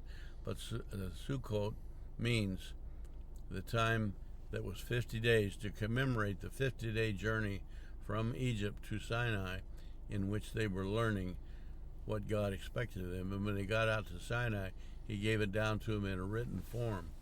And of course, how long did it take for them to start violating the terms of all that? I mean, they were, before Moses came down the mountain, they were already into idolatry, weren't they? Yeah. And the Torah was broken before anybody ever got to read one word off it, didn't it? Yeah. He smashed the stones, and the Lord had to do them a second time for him. But we can see that 50 and noon, the numerical value of it is 50. So noon pictures that preparation that the Lord makes for his people in order to do what he's going to do. And that's right after Mem, which means first you get the living water, then you get the preparation in order to do what you were made to do. Yeah. And that's the very heart of the Aleph Tav. That's good. That's really sad. I see people read the the Bible all the time, they come to these numbers, most people wouldn't get one thing out of them, would they? Right. So is 50, so is 14. So what? What does that mean? Doesn't do anything to them. So how are you going to find out what it means? I see something occasionally online, and I'll look at it, and there seems to be agreement on some of the things that we've talked about here. Yeah. But I listened to something yesterday. Do you know who Swedenborg was? Mm-mm. I think he lived in the mid 17th century. Okay. So you kind of can pin him towards Christian history that way. It was a pretty rough time, but they were coming into, I guess what they call the Enlightenment or whatever. Because they stopped killing people for trying to put the Bible in their language. And, Okay. So there was a lot of, the hierarchy of Rome backed away. Yeah, and so there was a spike in local church growth, and all those early reformers started coming out, because it was past, the Lutheran period. So this Swedenborg guy, he was in one of the European countries. I don't know which one, but Sounds like Swedish. he does. It sounds like Swedish. He probably was. Ending in Borg. But anyway, he was kind of a spiritist guy. So he talked about the spirit a lot, but he had a different interpretation on the numbers, and I was like, well, that's interesting, but it doesn't seem to match what we've been talking about here. And I found that interesting because I was like, where did he get that? Where did he get his sources? I don't know. Because your sources have been the number itself, the letter itself, the stories themselves, and they've kind of been pointed out, and the meaning kind of arises out of that. Yeah, you get a lot of the meaning just by reading it. You get it from its context, or read the number, for example, 14. Every time you read 14 in there, to see what's it talking about. Before long, it'll explain itself.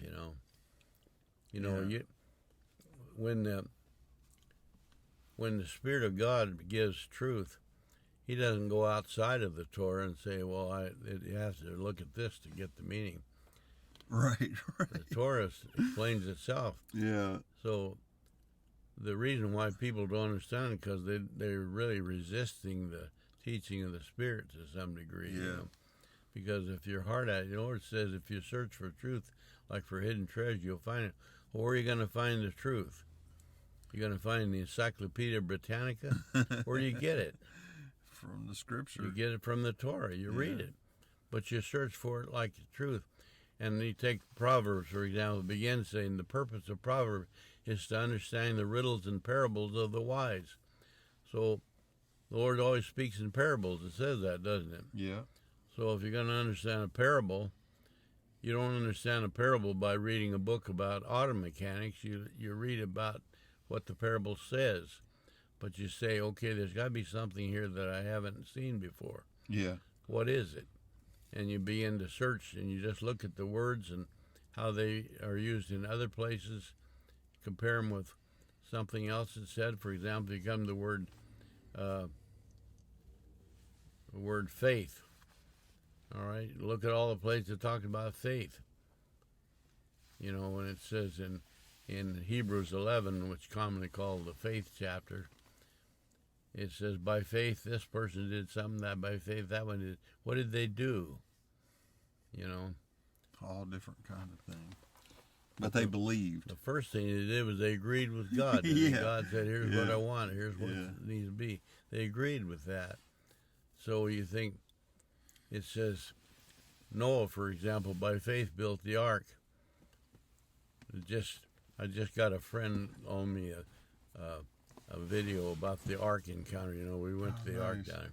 And I looked at it just like going up.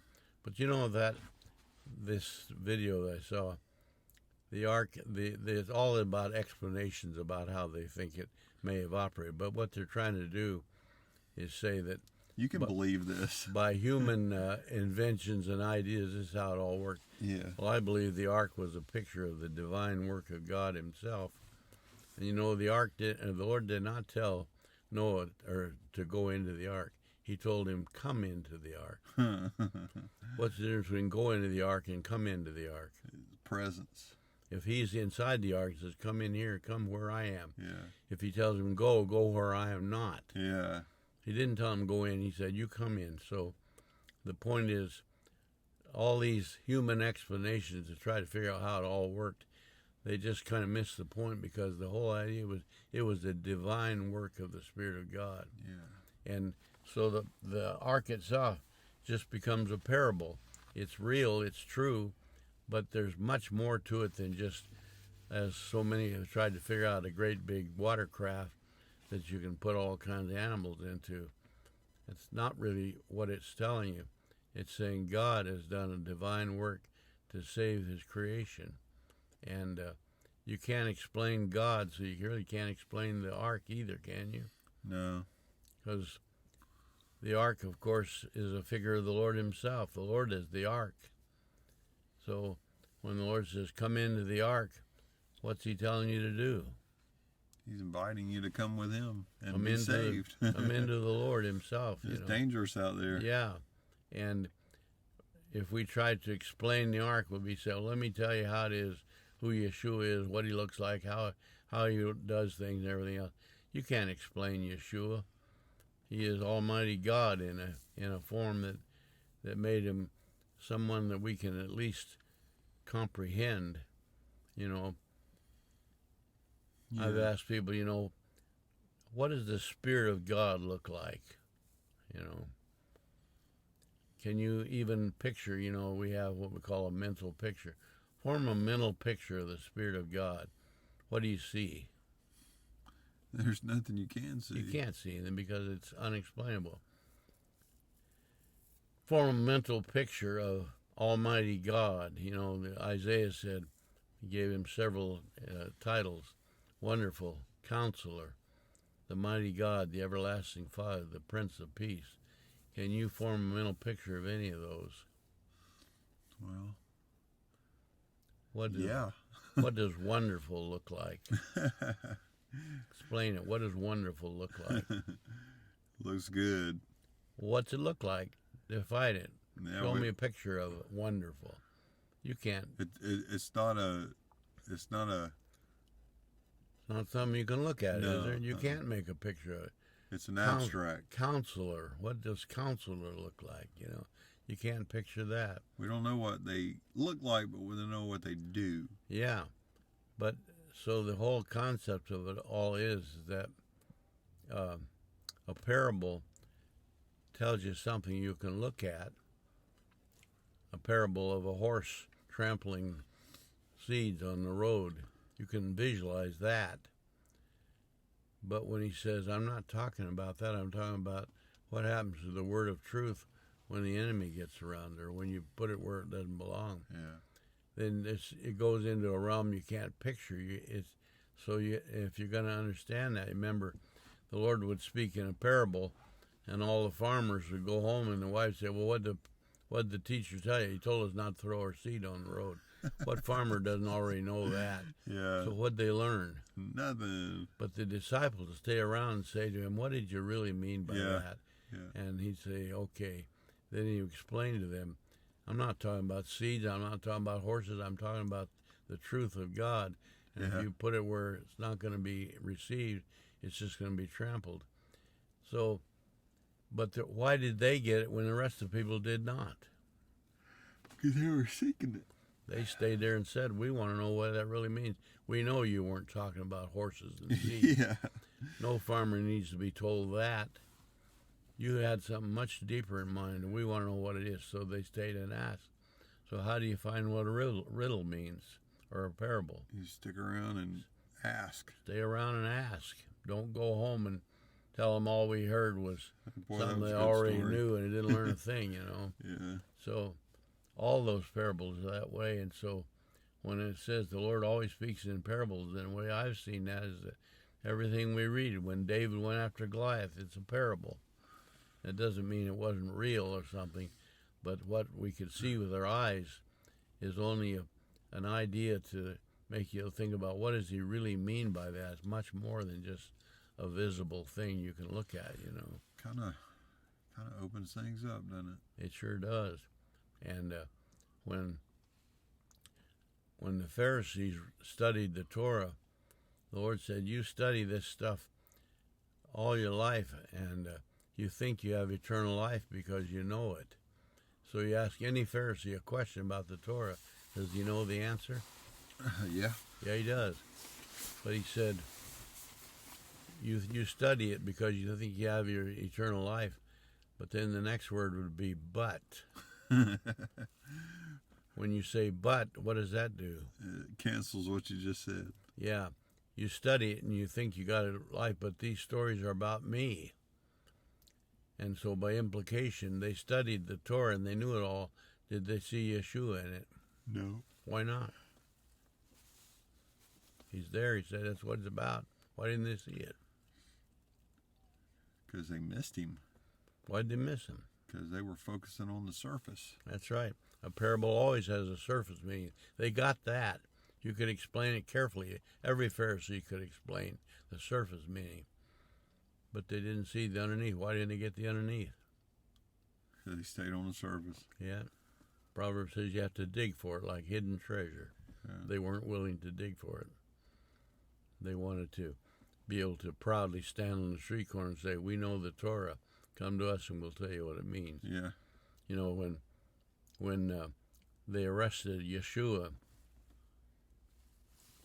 and took him on trial, one of the claims that they made was that no reference to the Messiah is that he comes from Galilee. Where does he come from? From the Father. Well, where did they say he comes from? He didn't come from Galilee, from Nazareth. You just came from... Where did they say he came from? They said no prophet comes from Nazareth. Right. Where would the prophet come from? Where would the Messiah come from? They said they knew the Torah. What did the Torah say? Out of Bethlehem. Out of Bethlehem. Well, he did come to Bethlehem, but why didn't they recognize that? Because they didn't know anybody that came from Bethlehem. They said, for example, another thing.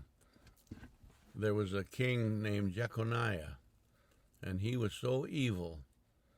The Lord said, if he were my signet ring, I'd throw him off into the oblivion. If he's God's signet ring, that would make him pretty important with it. But he said, this guy is so evil that if he was even my signet ring, I'd throw him away. And he said, no descendant of Jeconiah can ever be seated on the throne of David. Now you take the genealogy of Yeshua down from Luke and Matthew on down to Yeshua, you'll find he's a direct descendant of Jeconiah. So the Pharisees would say he can't possibly be the Messiah because it clearly says in Torah that no descendant would ever, from Jeconiah, could ever be the king. So what was their problem? Is the Torah wrong or what? No, they just didn't know what it was saying. Well, it clearly said, speaking of this genealogy, I think it's in Matthew, it says, they get down to Joseph, who was Mary's husband. It said, Yeshua came as was supposed from Joseph. What does that mean, as was supposed? That was their story. They thought he was. That's what it means. They thought he was from Joseph.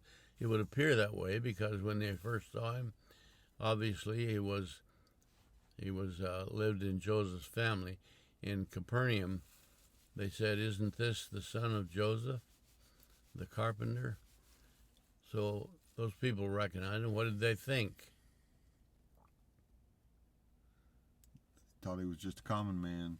He's the son of Joseph. How can he be teaching all this great stuff? Joseph was just a working man, and this is his son. So what was the problem? They didn't know him. They didn't know the real truth. He is not the son of Joseph. He would appear. They thought he was, but when they thought wrong, then what's going to happen to all their interpretation of the parables? It's going to go out of whack. If you're thinking wrong, you're going to be wrong about everything, aren't you? So yeah.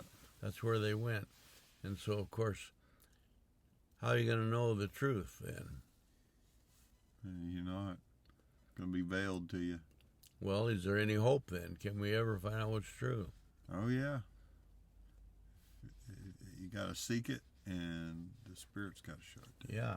And you're really looking to the Lord to be the teacher, And, the Apostle Paul said, it's by the testimony of the Spirit that we know that we are children of God. So if you ask someone, are you a child of God? How do you know that? And many people say, well, because it says in this Bible verse, believe on the Lord Jesus and you'll be saved. Yeah. Is that why you know you're one of the Lord's people? Anybody can read that if you know how to read. Yeah. Does that prove anything? No. How do you know that you're one of the Lord's people? The Lord tells you. By the testimony of the Spirit. Yeah. It's not by claiming some Bible verse. So if you ask any Pharisee, how do you know who Yeshua is? You go by what it says right here in this Bible verse. No descendant of Jeconiah can ever be the Messiah, so he can't possibly be. If that were true, then he would not be the Messiah. But it says he was the son of Joseph, as was supposed. That tells you right there, doesn't it? They didn't really know who he was. So that's why they couldn't understand him. Yeah, we've been doing about 2 hours lately. Yeah. Well, you about ready to call it a day? Yeah. It's 9:08. Getting restless.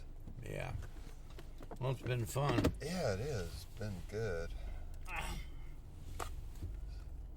I told Alicia how hard it is to just sit in the car. Yeah. Like when we were at Wendy's, I could get up and go to the bathroom. Yeah. And Yeah. It kind of gets your blood pumping, and Yeah. you can kind of get a second wind, and you might think of something new to talk about. Yeah, it was better over there, that's for certain. I think the best we ever had it was going over there to the church building and doing our recordings. Oh, and the old, where that, Yeah. that rented place over there. Yeah, that rented place. We were paying pretty heavy to rent that place, though, so Yeah. I think we got our money's worth. Well, thankfully, our learning is not tied down to a location or a time of day or a weekday calendar or anything else like that. That's right. I've been telling folks over and over that salvation is today, and it's here, and it's now. The Lord said, today is the day of salvation. Now is the accepted time. It's not in Samaria. It's not in Jerusalem. I said, can you worship God in Anchorage? The answer is no. Can you worship God in Dallas, Texas? No, you can't. Can you worship God on Saturday? No, you can't. Because the minute you put a time or a location on it, or a date, you've limited God, haven't you? Yeah. Now, if it happens to be Saturday, can you worship God? Yeah. But it has nothing to do with it being Saturday, or Sunday, or in Dallas. some place or other, or 10 o'clock on Sunday morning, or whatever. The minute you put a time or a date or location on it, you said, that's where God will meet us. And that isn't true. Because you've gone right back to the Samaritan woman. Yeah. So, when she received the living water there in Samaria, and then she went back to the village and told them about it, and they all came out there. Did they worship God?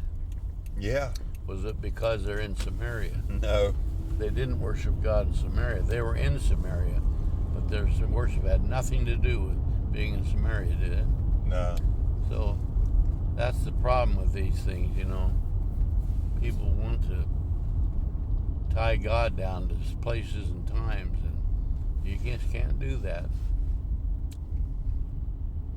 So when they argue over whether the Sabbath is Saturday or Sunday like they do, look what happens. It just divides people up, makes enemies out of them, doesn't it? Yeah. And all this kind of thing. And they think God's impressed by big fancy buildings, so they make huge expensive buildings that cost a fortune to put together and everything, maintain. That place we're meeting over there in that Presbyterian, nobody comes there except us. Really? There might be a couple little groups that show up for a little while, once in a while, but hardly. The place is empty. They have no regular use there. So here's this big expensive building. I bet that, I don't know what they have to pay or taxes or anything, but I'm sure the cost of it probably ran huge amounts, millions maybe, you know. Yeah. What purpose? Just we rent one little room of it and use it for a couple hours a week, and that's about it.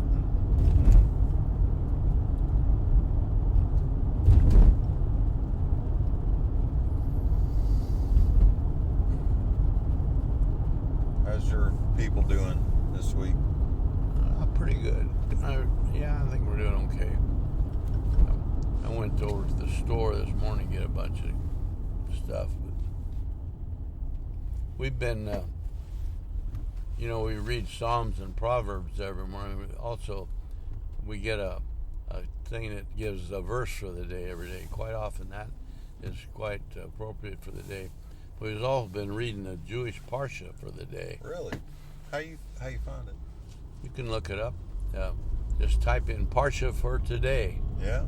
Parsha, Parsha. Okay. And you know what you're getting is the reading that all Jews all over the world read that the same day. Yeah.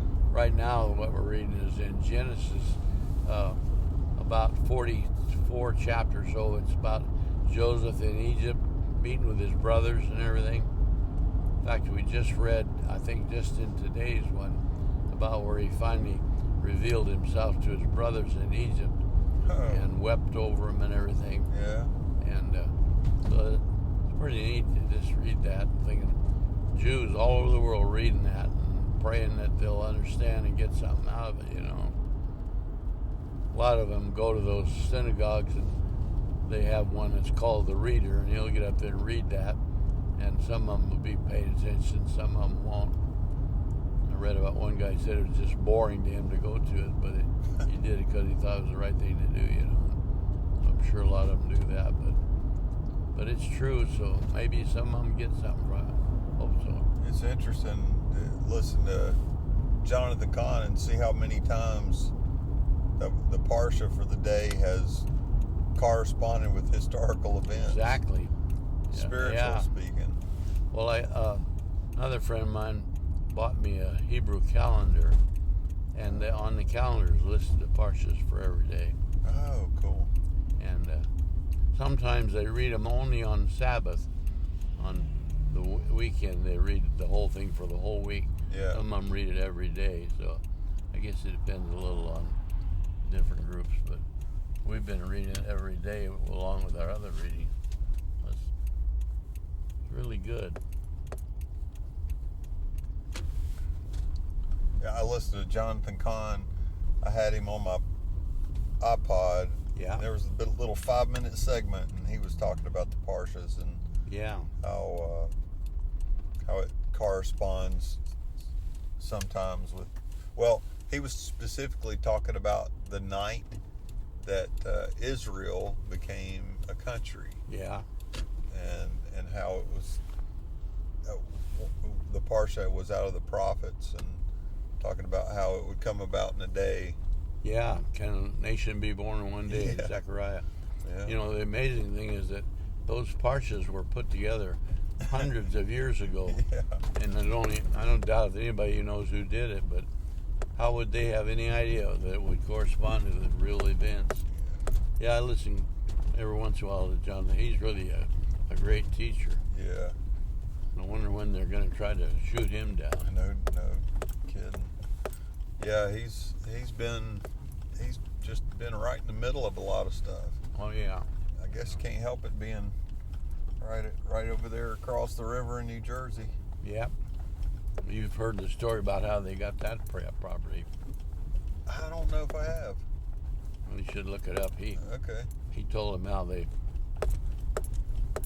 I forgot I kind of forget the details of it, but it was pretty miraculous how they ended up getting that piece of property. I love stories like that. Yeah. I think I don't know how you'd find it exactly. Maybe just look up I can figure it out. He calls that ministry they got Hope for the World. Yeah. You might look up history of the Hope for the World or something. Yeah. Might get it to you. I'm not sure.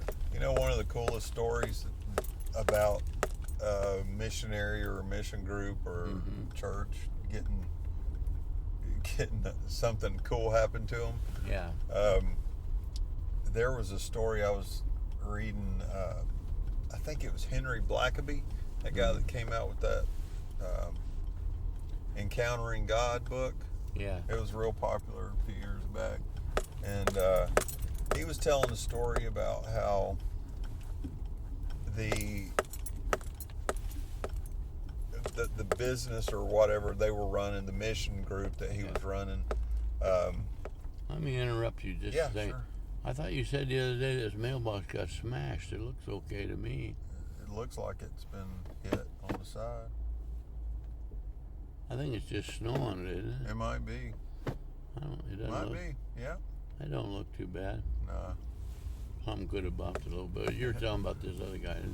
Anyway, the guy was talking about how all of a sudden they had a payment that had to be paid or they were going to lose their building. Yeah. And he said, some of you reading this may remember, but something happened and there was a terrific aberration in the Canadian stock market. And he said it was some kind of a glitch. And so the exchange rate between America and Canada had like a $15,000 margin for the payment that he normally received from America for the mission work. Mm-hmm. And he said because of that margin, it covered the whole cost. And it was something that happened like overnight or with the stock markets. Yeah. And when that payment went through, because a lot of these payments are scheduled to go at midnight or whatever. Yeah.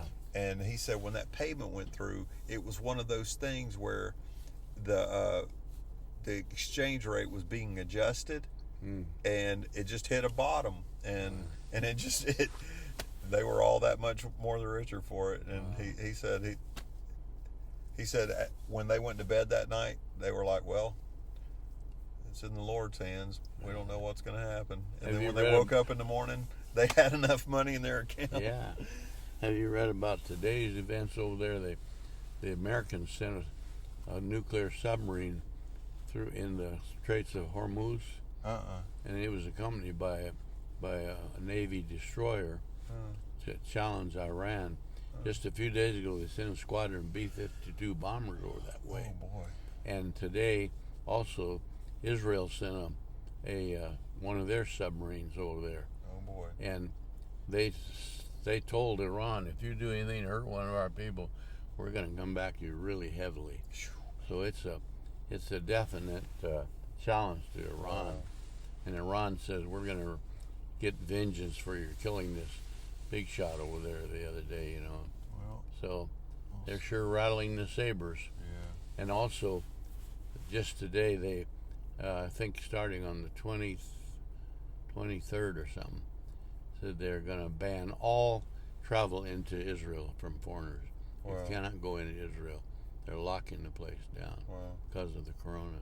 Yeah. And even the only exception would be diplomats coming back. But if you were traveling, if you had an Israelite family and you came to America to visit, you can't go back to Israel right now. Wow. And they said it might be 10 days, but it could be more than that. Who knows, So a lot of things are happening that just a very short time back would have seemed impossible. You know, when the United Nations met to make the decision about making Israel a nation back in 1947, Yeah. there wasn't any United Nations bill. You know where they met? Where? They met in an old abandoned skating rink in New York City. Oh, It was really? an ice skating rink or a skating rink, and they still had the sign on the wall, something about skating. That's where the United Nations met.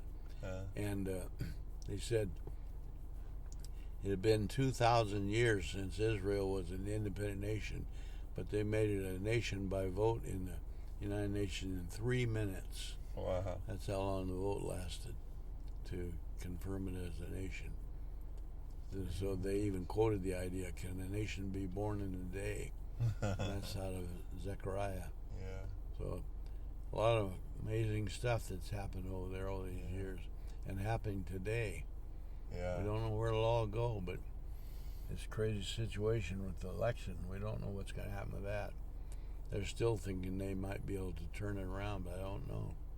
Yeah. I read some kind of a thing that Trump had signed back in September, and it basically gives him a parachute cord for the election on up until January 18.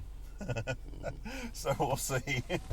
Well, we'll see. Who knows? All I can say is I keep thinking of the line where it says, "The earth is the Lord, the world and everything in it." Yeah.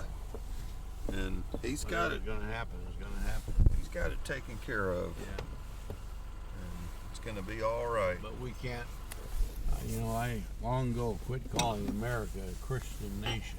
Yeah. It's just another disaster's happened, turning into an idolatrous, Yep. wrapped up in mindless pleasure and all kinds of things like that. Yeah. Greed and consumption of every kind. Yep. So you can't ride the coattails of the founding fathers too long. That's right. When the country's gone idolatrous, look out for trouble. Yeah. Well, that star of Bethlehem is supposed to be showing tonight, but we can't see it with the fog. Yeah, it's pretty low on the horizon for us anyway. I expect there'll be pictures of it. Yeah. Yeah, I can handle seeing the pictures. Well, you got everything you think? I do. I got everything I came with except for